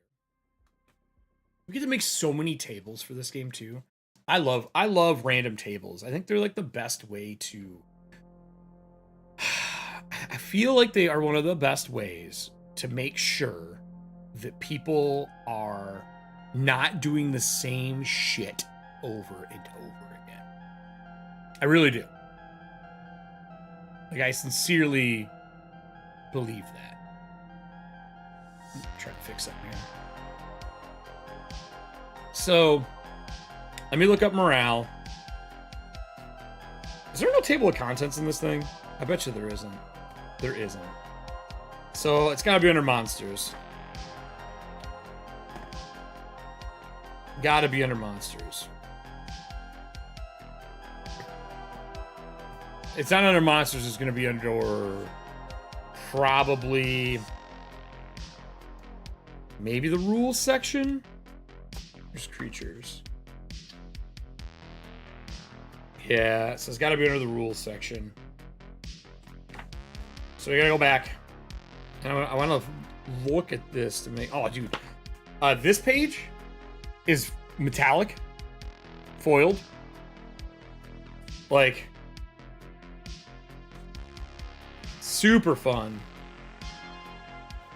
So let's see here. I see armor. I see abilities. I see tests. Range, broken. See defiance, melee, ranged. How long's a round? Ah, here's morale. Ready? This is as big as the morale pages. It's just where my finger is here. That's all morale. Morale. Most enemies will not fight to the last drop of blood. Roll for morale if the leader is killed. Half the group is eliminated. A single enemy has a third of its hit points left. If you roll greater than the creature's morale with 2d6, it is demoralized. Roll a d6 to see if the enemy flees or surrenders. Okay, so that's good to know. So 5 is pretty low, which is what we want for a minion, right? But that means creatures' morale needs to be a little higher. I honestly think we make this, it's on 2d6. I think we make this a 6, and we actually make this a 4. Right? And we want minions to be one-hit wonders, and we make this a 2. There's a chance that they can survive. So now we have our creatures, our minions. Let me zoom out a little bit here. And then we have our new boss. And then down here, we'll make our god. And I'm going to grab this. I'm just going to copy it. Do this here. And then this should be new god. And you'll see why I say god. I have a great idea for the gods in this game. Like, let's just say you kill Ares. It's just a sample of a god that everybody kind of knows. Right? So let me bring it back over. Let's say you kill Ares. And you get his head. It's just that empty helmet that you hold. And then it ups all the damage you do. But you also take more damage as well. Because you're just in the thick of it. Because Ares is probably near unkillable. You can take damage. But you can't. So there's going to be perks to carrying the head of Ares. And as they go through, they get to keep these items. But when the show is over, the episode is over, the guest can only give X amount of items to the next person. Which means some of the stuff's going to get lost in transition between new person to new person. So they don't have morale. You can't scare them. These are starting at a D8. We have to do that. Right? And their armor, I'm going to keep it a D4 because we'll see if there's going to be something upgrades. And I think they deserve to start with 15. That's a god. It should be difficult to kill. We'll say 15 hit points. Okay. Minion power. We'll rename this to God. New God. And these are like the really rare things that you fight. In like Elden Ring and stuff like that. There's no role for this. We just build this guy. All right? We're probably going to have to talk about how many powers they get. Stuff like that. But we go back up top. So now we know what we're building. We go up to here. Instead of minion power, because that's too much. I think minion power, our new power as a card needs to be a rare. So we go like this. And I think this needs to be a rare. And this should be new. Or add power. Add. Actually, I'll just put power. We'll keep it short and simple. Okay, so power. And then this is a creature. Oops. Creature gains one new power. And this will be a table, I think. This might be a D66 table. I like that. I like that a lot, actually. Power. Okay. Power. And it'll be roll 1D. D66. And I'll make a D66 code for us to do. Really, it's just 2D6. Super clean, super easy. Good to go. I like that. Done. So I know we have minion power. And then I think the next thing that is going to be added is... This should be armor. Right? Creature... Armor die goes up 1. So if they're a D4, it goes to a D6. A D6 goes to D7. And remember, creatures can only have X amount of these. A minion can have 1. A creature can have 2. A boss can have 3 of these kinds of cards. And gods can have 6 of these cards. And that means that we can build them in any form or fashion. If we want to make a minion that uses a bunch of epic cards that they really power them up fast, you could. You want to make a minion that like upgrades them, or we can upgrade a minion into a boss. I have some fun ideas for that kind of stuff too. But we're making card stuff. And then for this one here, I want to do this. I want to put new strike. And then this is going to be a new strike card. Creature gains a new strike. I think this will be a roll. Roll 1d6. Sorry, I forgot they don't put 1. Roll d6 and d8. This will be a double table. And in Alchemy Online, I'll be able to make these tables as well for us, but I might... There might be a way where I can code these tables into stream elements so that instead of that, when new strike card plays, it'll just propagate it in chat. Because the Magic 8 Ball does this already.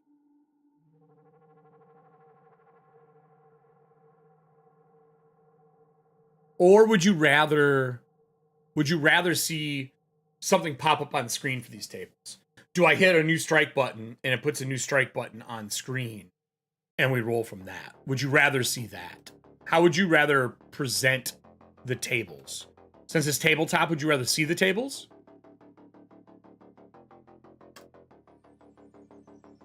I feel like I kind of want to see the tables. All right, so we're going to have to do 1 HP. Is that the cap? What's this lowercase look like? Oh, okay. 1 HP. Maybe I do them lowercase. Yeah, that's easier to read.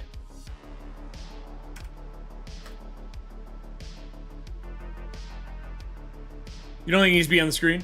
Okay. Is that gonna make a button that just pops? I just don't know if we want it to feel more tabletop-y. You know what I mean? Oh, you know what I could do? I could make one solid backdrop that's all of our tables for the show.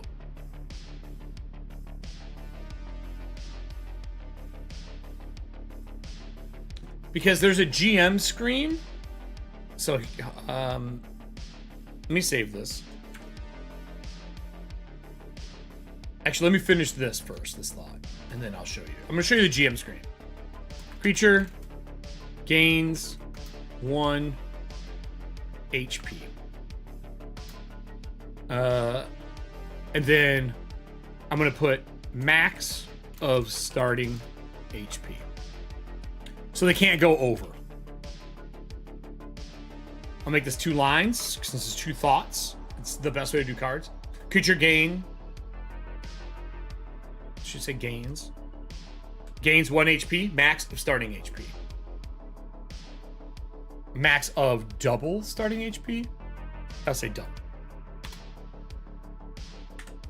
I hate that. So fucking annoying.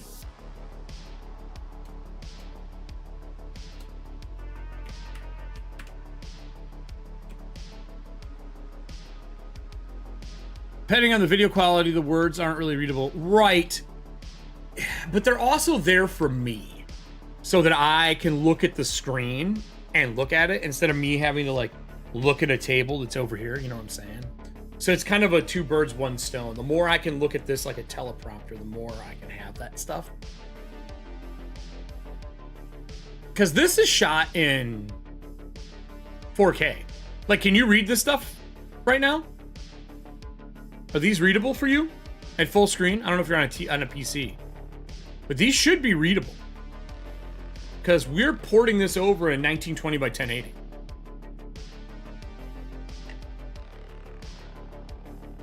It's 2 birds, 1 stone.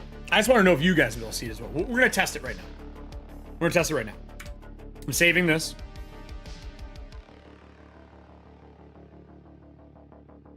Ah, gotcha.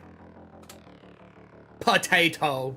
I mean, I'm still going to read them aloud, because I know everyone doesn't look at the screen while we're doing this. Interviews will be a little different. Let me grab... Oh, wait.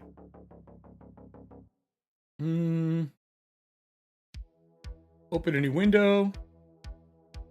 Let's go to Mork Borg. Mork. Check this out. Where you at? Where you at? Where are you at?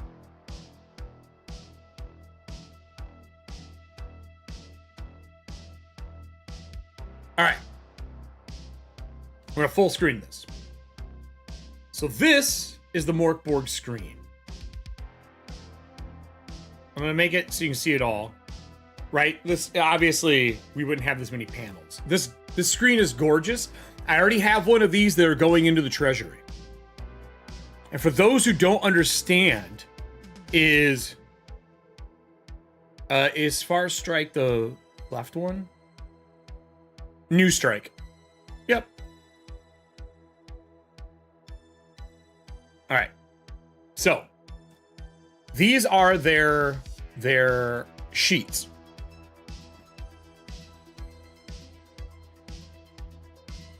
It's in a different language, though. These inserts are not in English. They are here. Are they? Well, it's all in a different language, too. I might have to go download the ones in English. But this would be the size they would be at. Like this. It's in German, I believe. In Deutsch. Deutsch? German? German. I don't know why I don't have... I didn't realize these were in a different language. Maybe it's this one? There we go.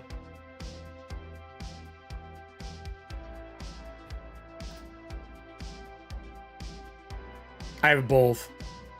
That's why. There we go. I have both the German and the regular. So I'm thinking like this. I would make one piece that goes all the way across. And these are tables that already exist. And these are also the rules for the game. Squiggles for you? Okay. Yeah. See, and this is very clear on my version over here as well. Might be good for me to have up for myself. It's something we'll have to test out. Especially like the items and trinket table. So this is a D100 table. And then the weather table is a D12. So we're using all the polyhedral dice. So I'll have to look at this. We'll have to play around a little bit. Maybe I'll be able to do it. We'll see. Close all tabs. But anyway, 1 HP, creature gains 1, max double starting HP. I should make these all the same. You can read it all on 10-inch. Thank you, Kyle. So it might be per person. It might be worth doing it. Just so people can see them. I just think it adds something. Once we get into doing next week, our final part is setting up alchemy. I just had a meeting with them, and I need to wait for them to give me access to something before I can start. So that's really, yeah, HP is hard to read. I'm just going to do lowercase for here. So now we got new strike, HP, minion power, gains 1 bonus to their stat, powers, or defense. This is too powerful, is agreed. I think it should be morale.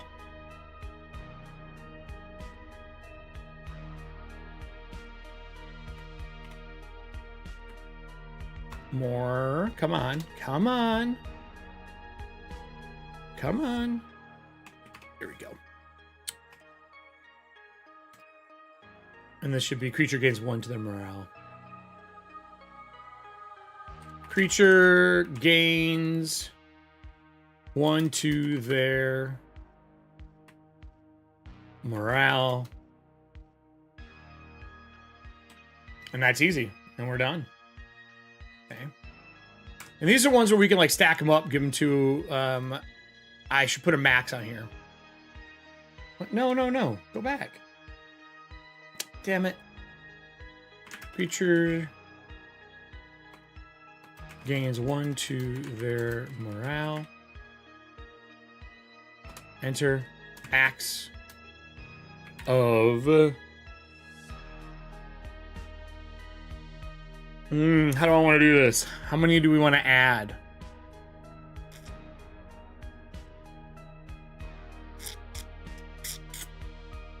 Oh, Adobe, stop being a bitch.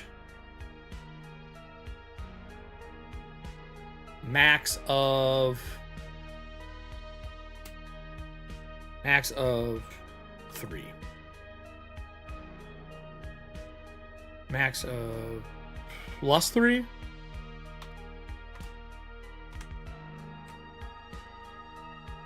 I think double again. Max of double. Double. There. Starting. Max of double starting. Max double starting. I want to use the same verbiage. Max double starting morale. And the cap you can go is 12. Okay, so we're going to save this.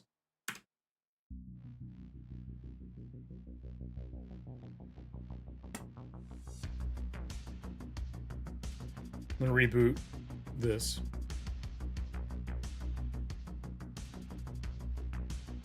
$100% is Adobe being Adobe right now, everybody. Because look, I shut off Adobe and everything runs super fucking smooth again.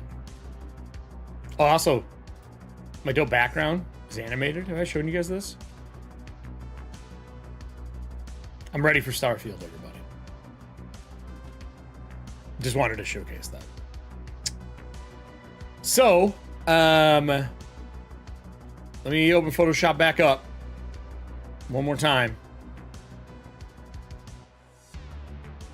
So I like this so far.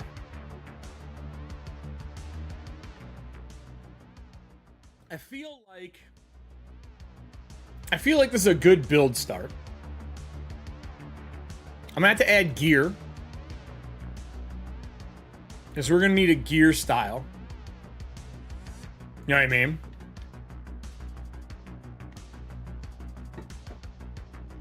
So we need gears. What else will we need?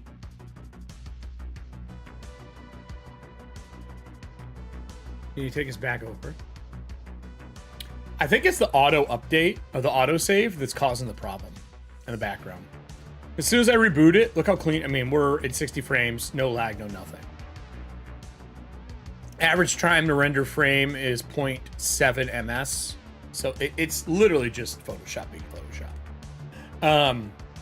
So we got new strike, 1 HP, morale. This one will get changed. New minion, new creature, power, armor, new boss, minion powers all crossed. I think the other thing we need is new weapon. And then I want to do environmental stuff as well. So we're gonna like this. I'm gonna copy this over, watch everything crash again. Come on. Okay. We're gonna go to this. Okay. So this one, instead of armor, and we're gonna replace all this art. I just like building stuff, and then I go look up the art. And then if I find cool art, I'll build cards around them. So this one was gonna be weapon. Right? And this will be creature, gains, new weapon. Is there weapon tables? Hold on. To stop us from opening Acrobat and making Adobe cry. Because you know how Adobe is. It's a crier. We're gonna open up my actual copy. Okay, so I can show this to you then. They come with inserts that go in the corners. Here, let me go to the full screen here for you. Sorry. So they come with inserts that go in the corners of the GM screen. So this has 40 city events, right? And then this side has tables of something obscure. And they made these so that you can insert them into these little tabs in the corner up here. See that? It's such a cool concept. So these go on and fill this. And then this is this big screen, right? So this has everything on it. So what I wanted to look at was weapons. Yes, they have a weapons table. It is... Ooh, but it doesn't have a roll for it. 1, 2, 3, 4, 5, 6, 7, 8, 9, 10, 11, 12, 16. Oh, because it's a set. It's 17. That's why they didn't make a table for it. But we're online, so we can definitely do it. And I think there's like 3 or 4 of these insert sheets that can go in here. And they just go in these cute little corner pieces. I do find that you have to kind of pull them a little bit. It can get a little difficult to put them in. I ran into this problem when I was fucking with it at the show. I'll do it later. But you can add them in and they give you nice little insert sheets. Once they're in, they don't come out, which is kind of nice. So we could do a weapon table. Do you guys like the idea of a random weapon? I think it makes sense, don't you? So let's do a D20. Roll D20. And then what we'll do is we can add magical items to this and things like that. This creature gains a new weapon, right? And this is going to be different than new strike. So new strike is going to have to change.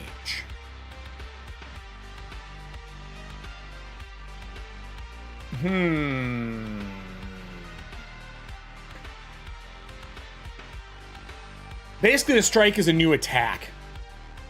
So maybe there's no roll for this. I don't think there'd be a roll, actually, now I'm looking at it. All right. So boom, done. So now we have all these, right? Armor, weapons, everything. But when we go down here, new boss. Are you ready for this? I mean, Nessie, I think you're going to appreciate this. So this is the art that I was talking about that I wanted to use. So let's go down to the art section. I'm going to open this up. Go to here, right? Now watch this. Do you know this piece?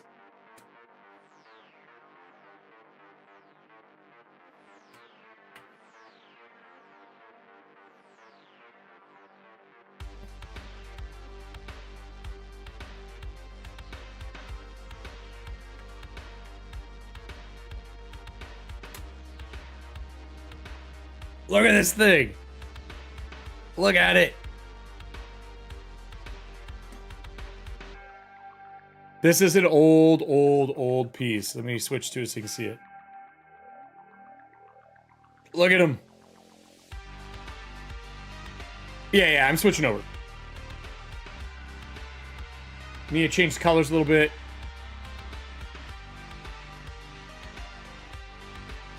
Darken it a touch. Right? And then I think for this one, I want to add a filter. And we want to do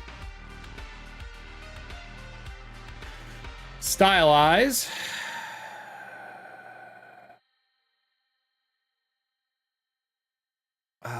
What is it under?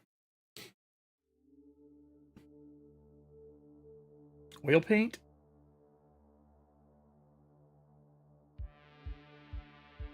I want to clean it up.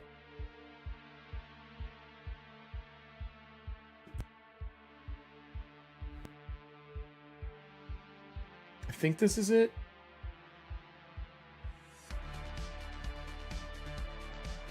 I think this is right. No. Hold on here. Windows.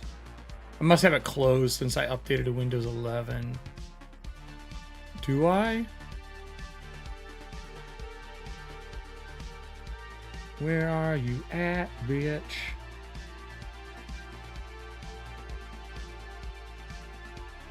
Huh.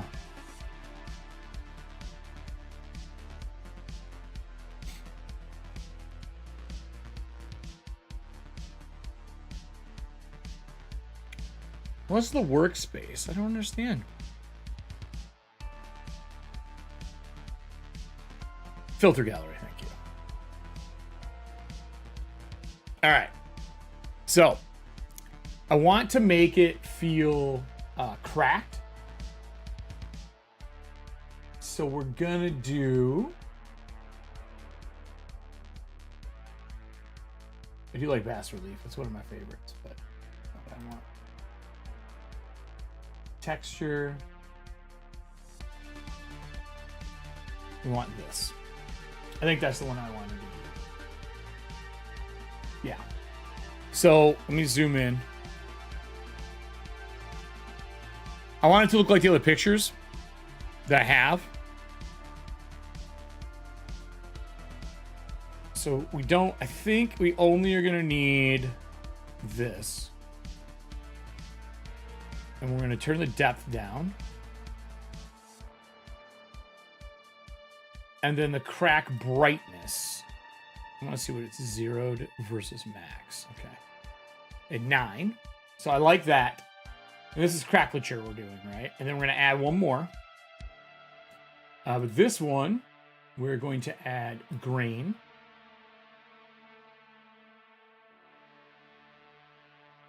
Turn this down. Contrast it up touch. I think distort is good. Brush strokes. Good. Okay. All right. And we're going to hit OK. And then now it's a little more detailed. I got rid of some of the fuzziness out of there. That kind of stuff. All gone, right? But now that's our new boss. It's pretty dope. So that I want to use. And then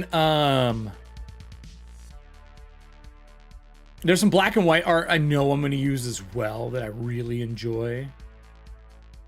But there's one more. I love this crazy ass piece. I'm gonna add. Where you at? I downloaded a bunch of art already that I'd found for this kind of stuff. Where are you? There you are. Okay.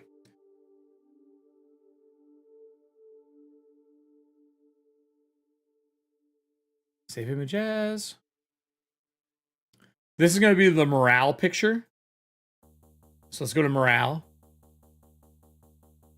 Where's the morale? Is it green? It was a green card, right? Yeah. All right. So we're going to go here, clicky, and we're going to go to it. Okay. Ready for this? So this is the other one that I found that I actually really like. Another crazy old piece of artwork. All the artwork from this time frame is fucked up, just for those who are unaware. So we're going to transform this. I'm going to fill the space.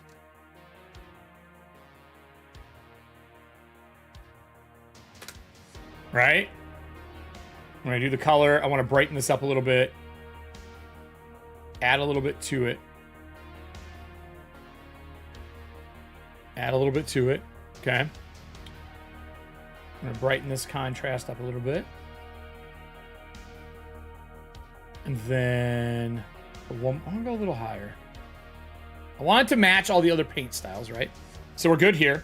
And then I'm going to do the same thing to this. We're going to do our filter gallery. And then we're going to apply the same filters, right, to give it that look. But this is, because this is a smaller art piece, a lot more detail to it, I'm going to turn down the crack depth a touch and turn up the crack spacing. And then the grain, we're at 49. I think 49 is a pretty solid setup. And we'll keep it at that 9 to 10 intensity. And then we'll hit OK. And now, this now matches the rest of these. There's a little more texture and body and depth to it. I may go back through and add a paint crack image over top of all of these. As a matter of fact, I might have a cracked paint texture, because I would like this to continue the cracked paint feel. So let me go into my assets. Purgatory is the name of my extra hard drive. One of them. I have 9 for my backup drives, and then the 9 layers of hell, because just it was hilarious when I was making it. God knows when for solid. There's some solid, or no, not they're HDs for just backup stuff.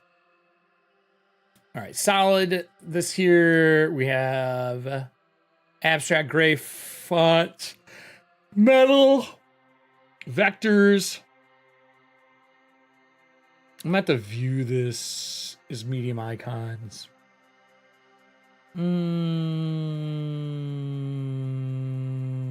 That's rust, patterns, heraldry, grunge, graffiti, fonts, feathers, distress.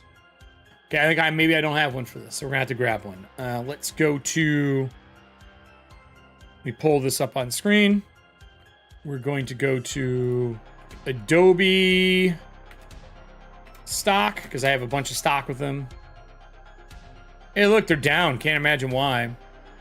Let's do cracked paint texture and see if we just can't get a really clean texture. It's easier than hunting. Yep, basically this. I want it in black and white.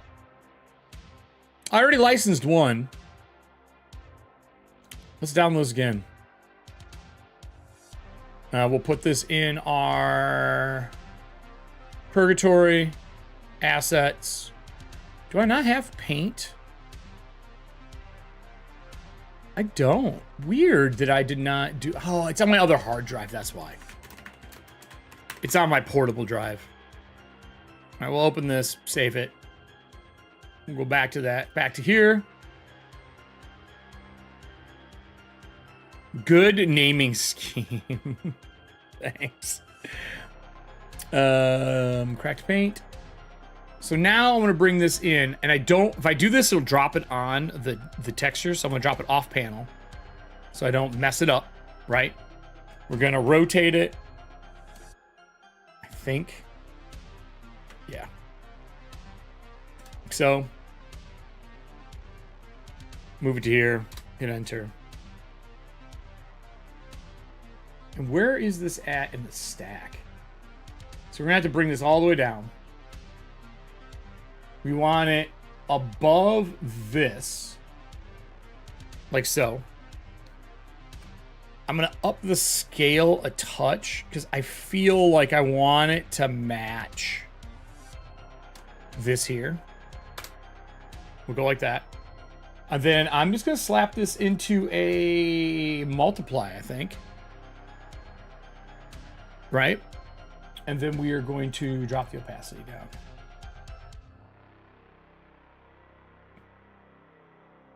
And now we have that. And now, anytime there isn't one, I'll just do cracked paint. Copy this. And anything that doesn't have it and stuff that we've built already, we will add it to it. So like this one. We'll go here, here, paste, cracked paint. All the styles are there. This is a darker image. So we're going to bump up the opacity a touch to get us the cracks. And we're good. So now we have that style of adding to it, and we're good to go. I think this is New Strike. I think I'm either doing this image for New Strike or for Powers. Right? And then I want to go over to art. There was another piece that I saw that I really enjoyed.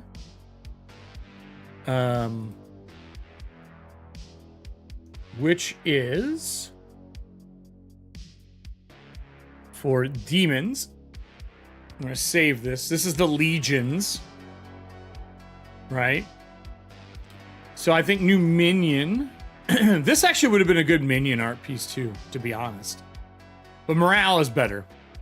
So for new creature, let me go and pull up our art piece. Oh, where did I accidentally save this to? I'm an idiot. It's a new creature. Make sure we're on here. Open this up. Go to here. This is the creature art that I already had saved.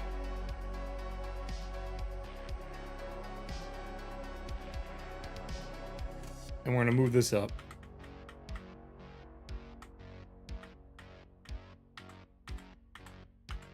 Because we don't want these people's feet at all. Right? So we'll just cut it. Go like this. Hit enter. Boom. Problem solved. And now we have this nice piece. And then I'm trying to decide if I want to get rid of that. So I think I'm going to transform it. I think I have to. And I'm going to stretch it a little bit because I don't care. Let me do that. And now we have our creepy little shitbird monsters. Right? And then above this, we paint the crackle. Boom. We adjust our colors. I'm going to bump it up. Put it in the blue spectrum. Pump up the brightness. A little too much. All right. And then we go in here. We add our filters again. So we go to our filter gallery. We already have them applied. Right? That looks good. We're going to keep it just like it is. And now we have demons. And now that we've done that, I think this is probably a little too bright. We'll drop it down by like 10%. Okay? And now we have that.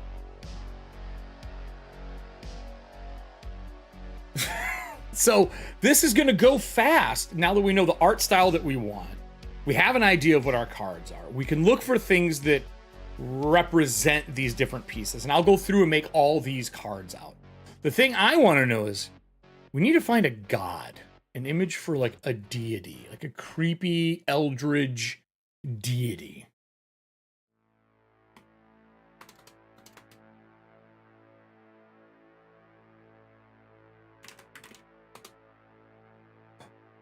Like maybe monster? Maybe God? Maybe God will pull something up. No. Dark Ages monster?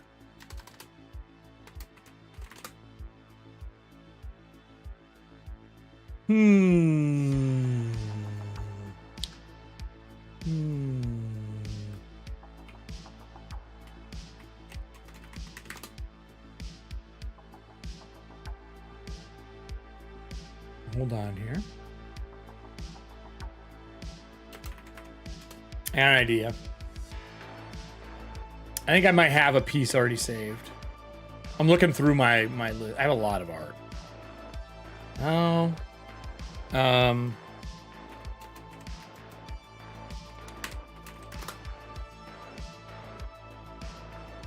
There it is. I found it.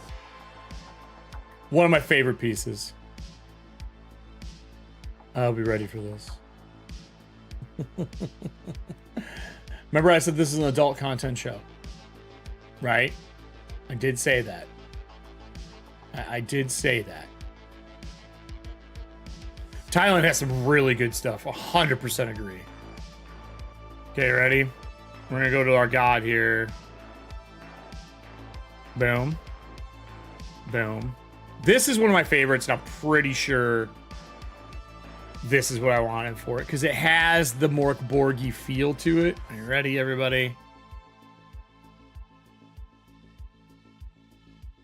Oops, I didn't mean to do that.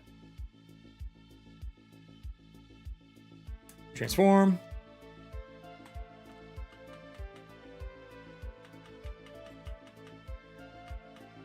I'll recenter it.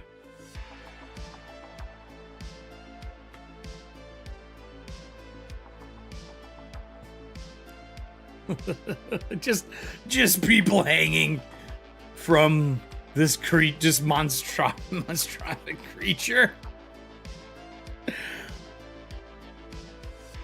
I'm a big fan of this one. Oh, good. You got that picture. Yep. Sure did. Sure did. Just murder. Just murder. Right? You know what? I kind of feel like it deserves more of the art. Like, I need to fit as much of this in as possible. It's just absolute chaos. Absolute chaos, right? So, I am going to...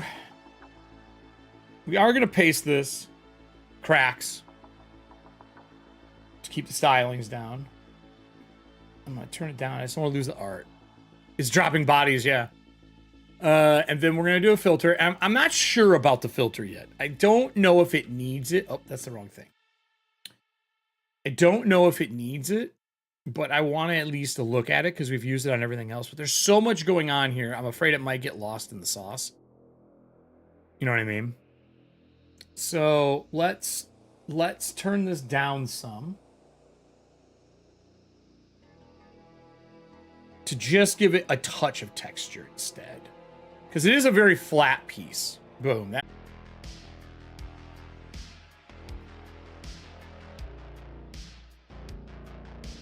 about there. And then the grain, I want very little film grain. Okay.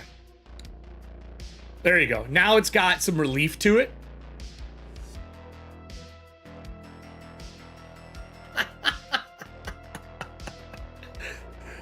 Oh, this old art makes me happy. So this is where we're at. So I'll finish these cards up probably tonight after Ahsoka. Oh, by the way, Ahsoka premieres tonight. It's going to be on in 30 minutes. I think this is a really good style to the cards. I'll pan back and look at them all one more time. Yeah, the color change helps a ton. Right. Right. And I'll do that to all of them. I'll rebalance them all, make them all work. I may color all the purple cards a little more purple to them. We'll see. I haven't decided on that yet. If I do, it'll just be a slight color overlay. So for example, like I love this piece. I think the cracks are too much. Like looking at it zoomed out. With the opacity, I jacked it up too much. So we're gonna turn it down. But like for this, there's a chance I would just add a filter to it. And I would do a color overlay, right? And I would do my purple. And then I would do multiply. And then I would turn it way down to color hue it. Or I'd do a soft light or a hard light. Probably soft light. And no, hard light actually. Vivid is really bright. But then if you want to color them all, you can. And I can give them all this color hue. So that they match stylistically everywhere. Right? And then you do the same thing here. You go down to it. You double click this thing. Let's pull up our... Well, maybe it'll let me. There we go. We do the same thing here. We do a color overlay. The problem is this is very hands-on, to be honest. You are hand touching all of them. I think that darker one works better.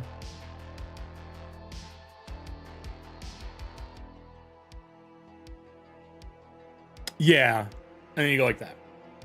So we can go through and do it, and it won't be too hard. And then the same thing for this one. We'll get one for each color, just kind of ready to go. And then we can just copy and paste this color overlay style, the vivid light. And then we'll take the darker green, right? Because that darker green matches well. But again, I think it's a little too much. So maybe which one's the dark green?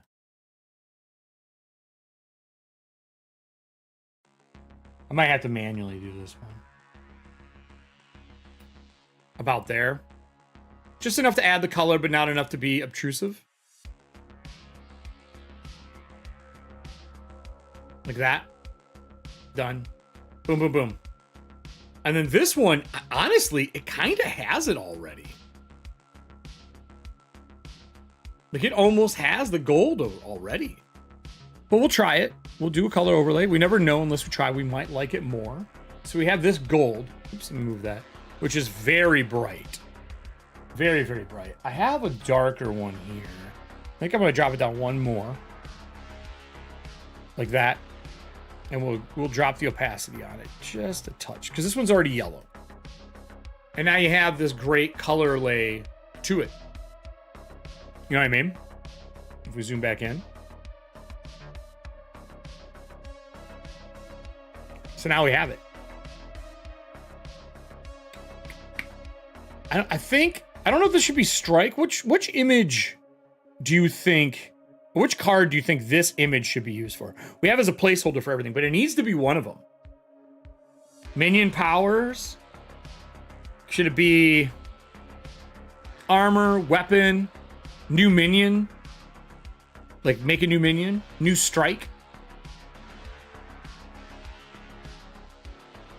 I'm thinking new minion, personally, or new strike for that card. I think new strike, actually, because it looks like he's getting hit. Like he's forging a new ability into him, right? So we'll go here. We're gonna copy this FX style. I'm gonna go to here. And we'll paste it on it, and then we'll adjust it if we need to. Slight green to it, problem solved. Works well. It works really well. I do need to find a new minion. Like a new, just like nobody. Maybe like a goblin from back in the day. It's a very hard. Ooh. Ooh. Oh. Oh, yes.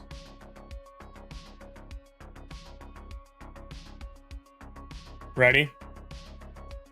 New minion. I found our art.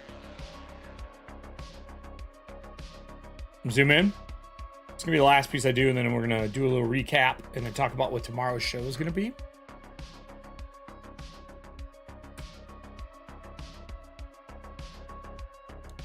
Gotta have a flesh eater, right?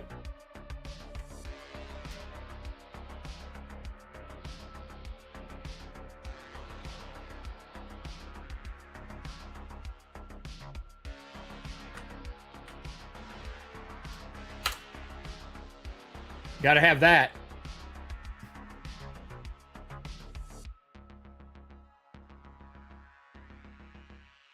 Change colors. Touch up the brightness. Touch up the contrast. For the saturation, I mean. Right? You need to click this one.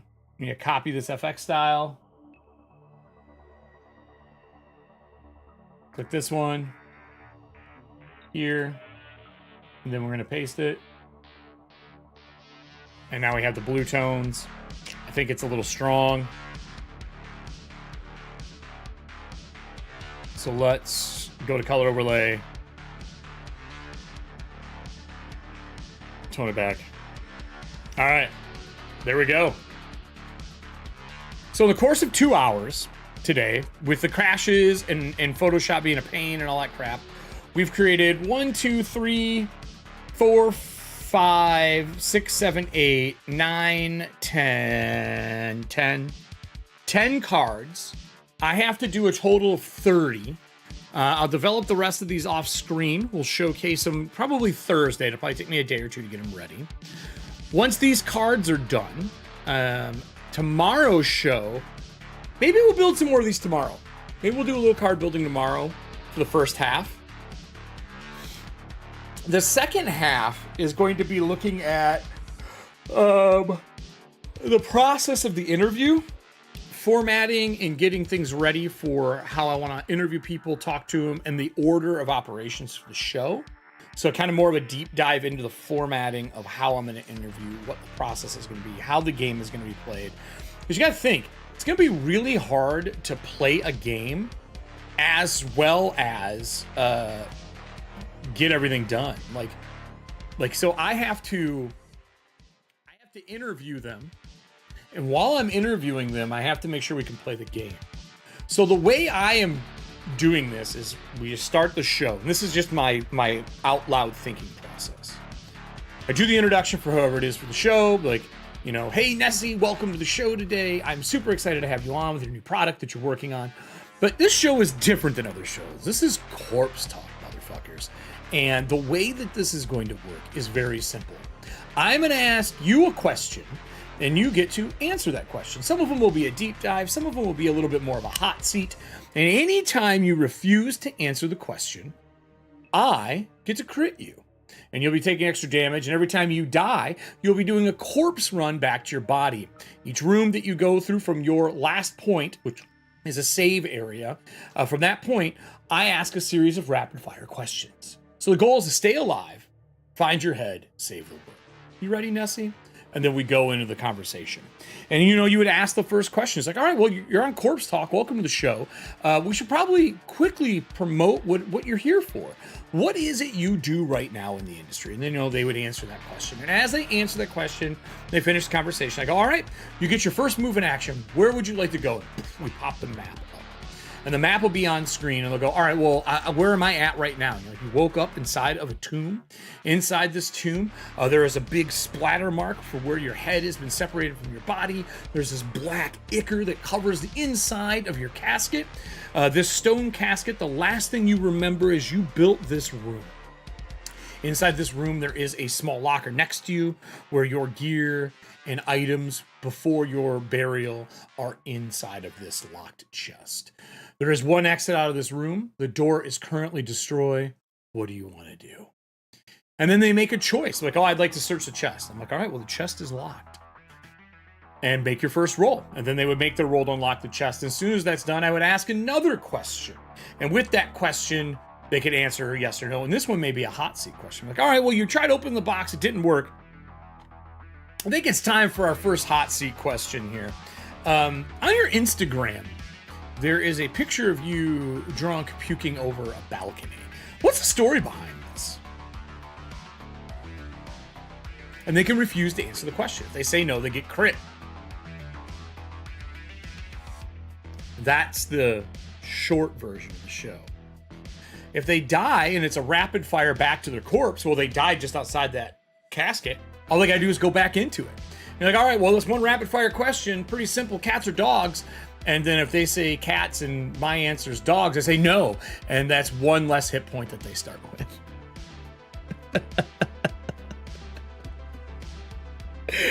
So this is the interview style that this is going to be. And we are going to have some deep dive pieces on it. So when they get into a big room or a new room, the way I want to format it is each room we go to is a new topic, right? For that area. So each room will have a topic underneath it. And one of them, like let's say the next room they go into is a walkway that goes out to a bunch of different burial cells. And that topic is, so we've discussed on a lot of talk shows what it is like to deal with PC deaths in the game. As someone who's a tabletop gamer, and you write and play and design, and you obviously say you do teas and fiber crafts. When somebody dies in a game, is there any cool things that you do to memorialize that PC or NPC for maybe yourself or the table? And then that would be the question, and you would answer that question, and you get another move and another action. So it's a combination of like a deep dive talk show where you get to know the person we're interviewing, the company they're a part of, and we showcase their stuff and go over things in each room. So the first maps we're doing are from Amalith, and those maps will be on the field. That's where we're starting, right, is Amalith's maps. And then if we get into a room and there is a monster that is sponsored by a company, or a creature that is sponsored by a company that they really love, it's in a room, that will pop up, and in chat it will pop up the book that it's from. So if we use something from Tome of Beast, because that was mentioned by someone earlier, we'll say, hey, this is from Tome of Beast 3. We've retrofitted to fit the Borg aesthetic. Thank you, Cobalt Press, for sponsoring this room. And now let's kill our guest. And that's the kind of things I need to get my verbiage down. I need to get the same timings down.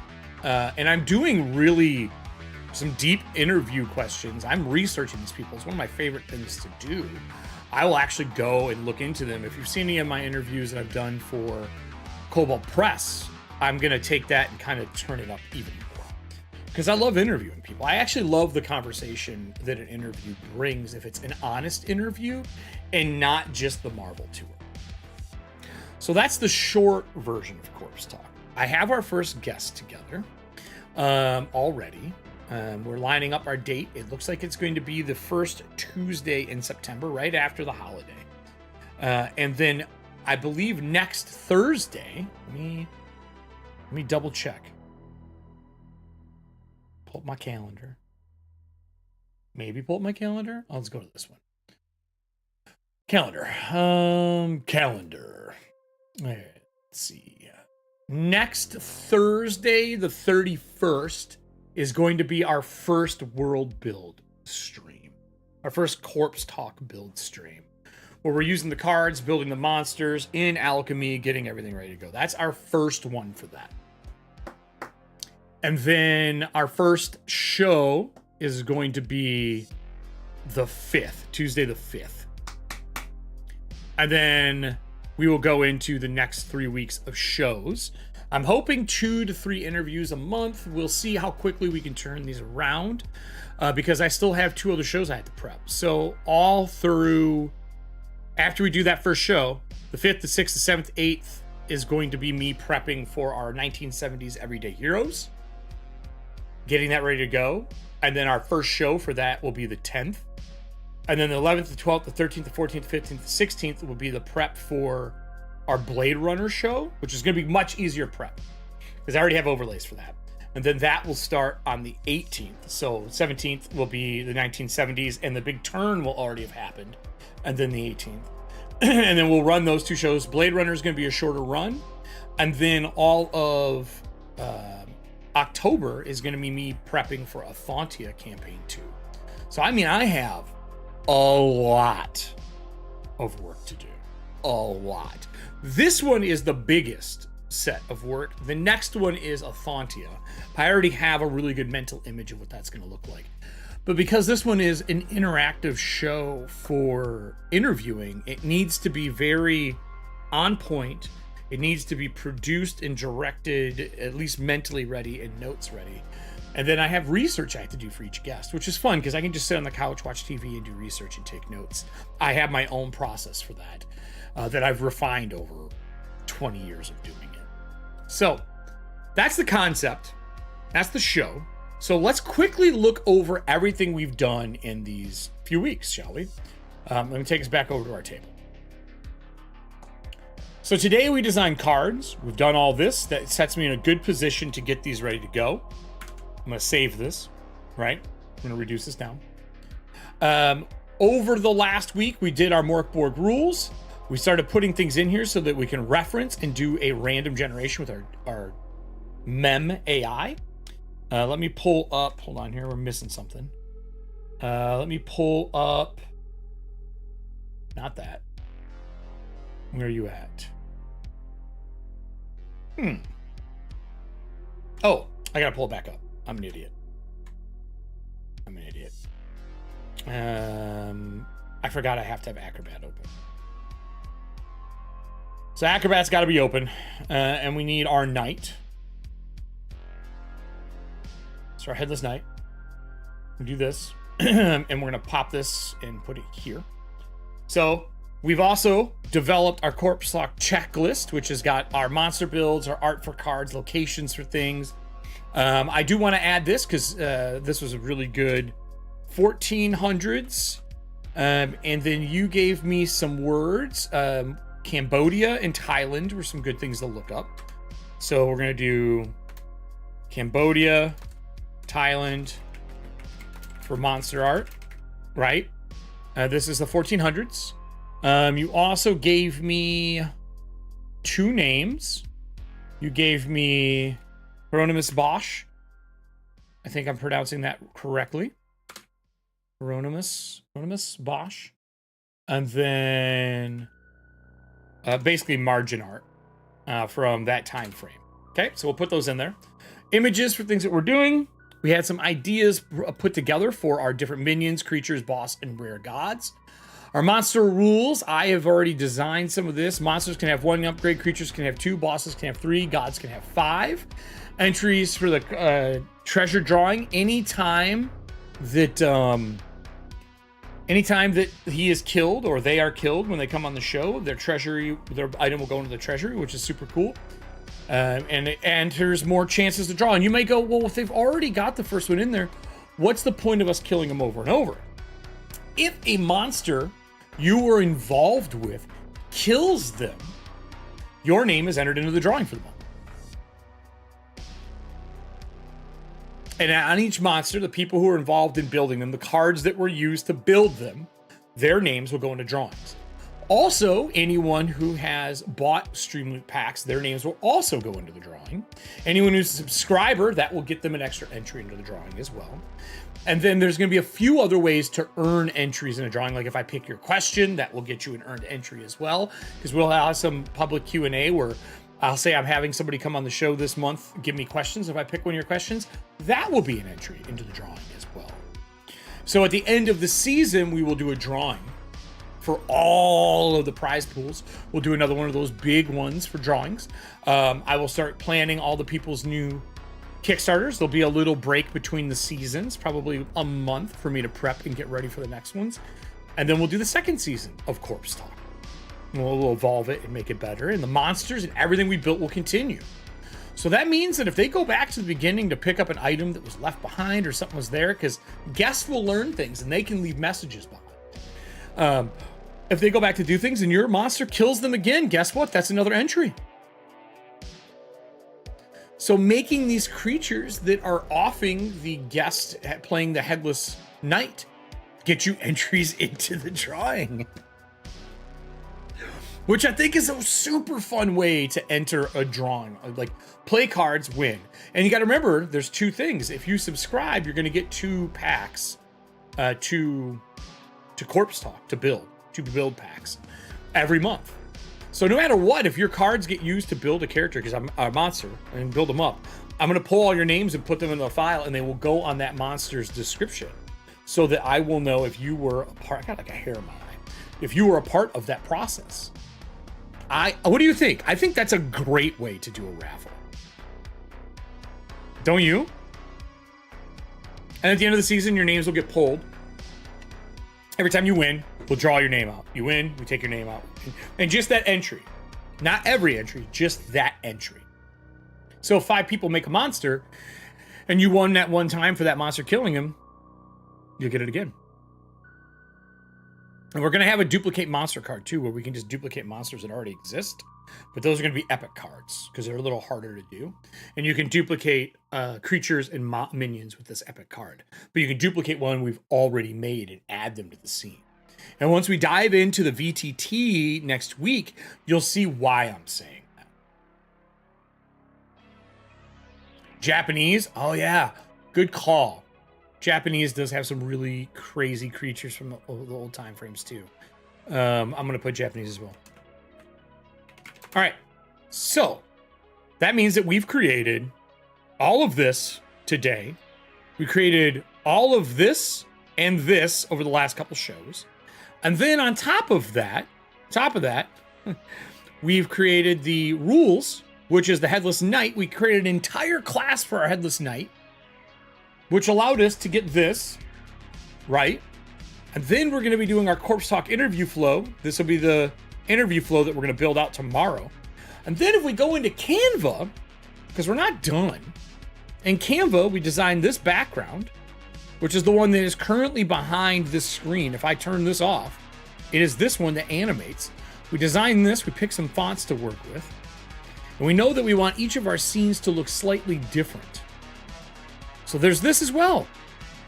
And then on top of that, if we go back into Canva, we have our design research, which is our design days, font research, different styles of panels and art styles that we may use or may not use, all the way down to some of the ones that we selected that we like.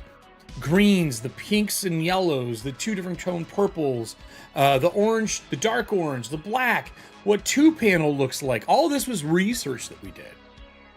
And then when we finished that, we still weren't done. And then we went into XD. So let me pull up XD. XD, this was our frame layouts. And this is how we went through the process of designing all of the frames for the overlays that need to be built. And this built section, each one of these have indicators for things that we need to do, from timers to title cards to backsplashes to guest logos to our intermission screen, having videos that play for the person that we're interviewing so that they're getting something from being there. Our ads and merch piece as well. Our end screen with a title scroll and our next dates and show times. And then when we go all the way over here, we get into solo cam and the flow for solo cams, from our maps to our browser info. Guest is the same, but it's on the opposite side, so that when we build out our 2 cam later on, where's it at? Here, they slide into the right positions for these. Right. And then the card art is just different enough. And I wanted to do this before we ended the show today. Here is a sample piece, right? Well, I've already built some cards, but let's just take this epic here, right? And let's export this as a quick PNG, okay? And with this export, I want to export it, and then we're going to drop it in here to take a look. So we're going to put it in a test piece, and this one is epic test. I have to rename these. And this is new boss. All right. We'll reduce this down. I'm going to go back in here. I'm going to grab our test card. That's the new boss card. And we're going to drag it, and we're going to drop it on the page. And then we're going to put it here. And this is what it will look like on the page when we have it pop up. It already has the drop shadow built in. It's big, it's easy to read, and these cards will and pop onto the screen. During our live show, there will be no sound effects. I will turn the sounds off because these cards will not be used during interviews, right? They will only be used during our build show. And then there will be cards in here that will be left on for some specific things like roles, where you can play cards to give roles or to change their role or to give penalties to them as we go through. And that's going to be another indicator icon that gets added to certain cards. Maybe all the cards, actually, because this number isn't always going to be 8. And then we'll be able to use cards for that stuff as well. So that we're in here and you want to give some bonuses to the monsters in the middle of combat, it can pop up and be like, well, that's okay. Nessie decided that this fight was too easy. When you ran back to the corpse, she would like me to ask one extra question to you to see if you can get another hit point. And those are the kind of things that will be added into the show as we go through. So this is what it looks like here, right? Let's zoom out. Let's go to my cam. And the way it will work here. This is a dual cam. This is big, right? Can't have it fill this whole section. But look how much space I've left in these designs. And I'm gonna have this stuff go over top of the frames like this to feel like Mork Borg. And they'll pop up over this area like so. Maybe even like that, right? And now we can see when I do it again, up here, we can put it like this. And it'll pop up over the screen, right? So these are the kind of pieces that we're looking to do to add to the show, to give flavor to the show. I feel like this is something that fills my style of doing shows, but gives us something new. And then if we zoom out, and on these map ones like this, we can make these big again. Because who cares if you cover the map for a second as cards are being played, right? This is to make ads and to make things out of them later on. You got this nice big card that's playing. And again, you do it here, and it centers over top of this, and you make it bigger than the picture. And now you have these nice big cards as we're doing stuff. Same thing again up here. And now you start getting the look of a show as all this starts piecing together. So this is the concept behind what we are doing and why we are doing it.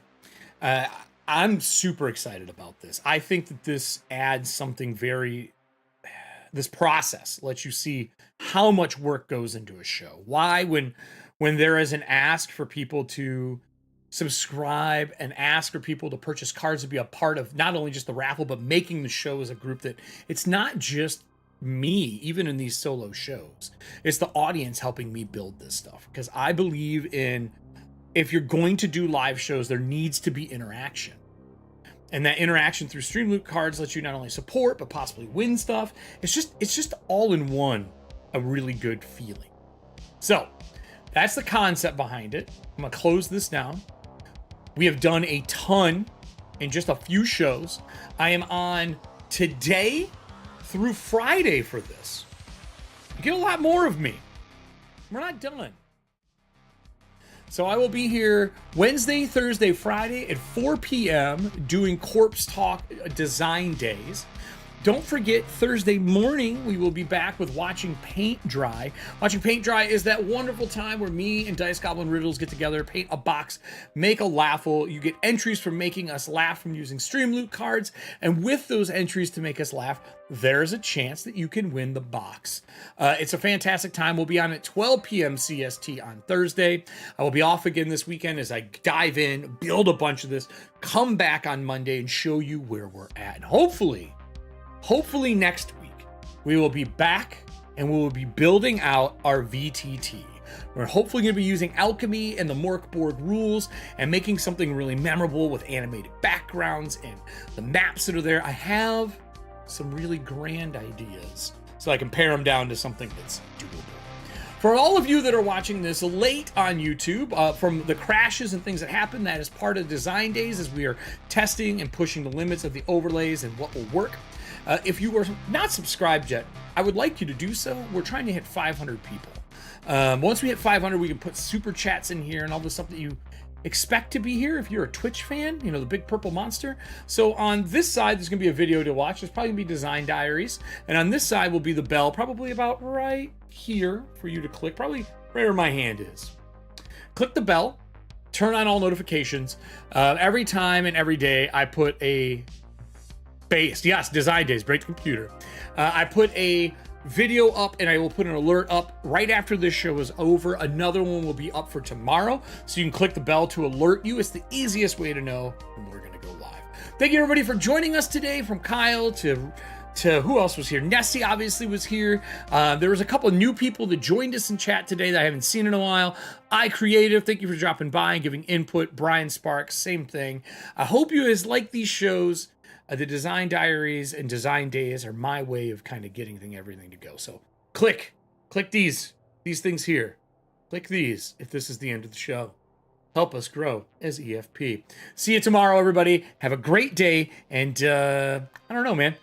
Go create a crazy 1500s monster to bring to the show for us to build. Start getting your ideas together.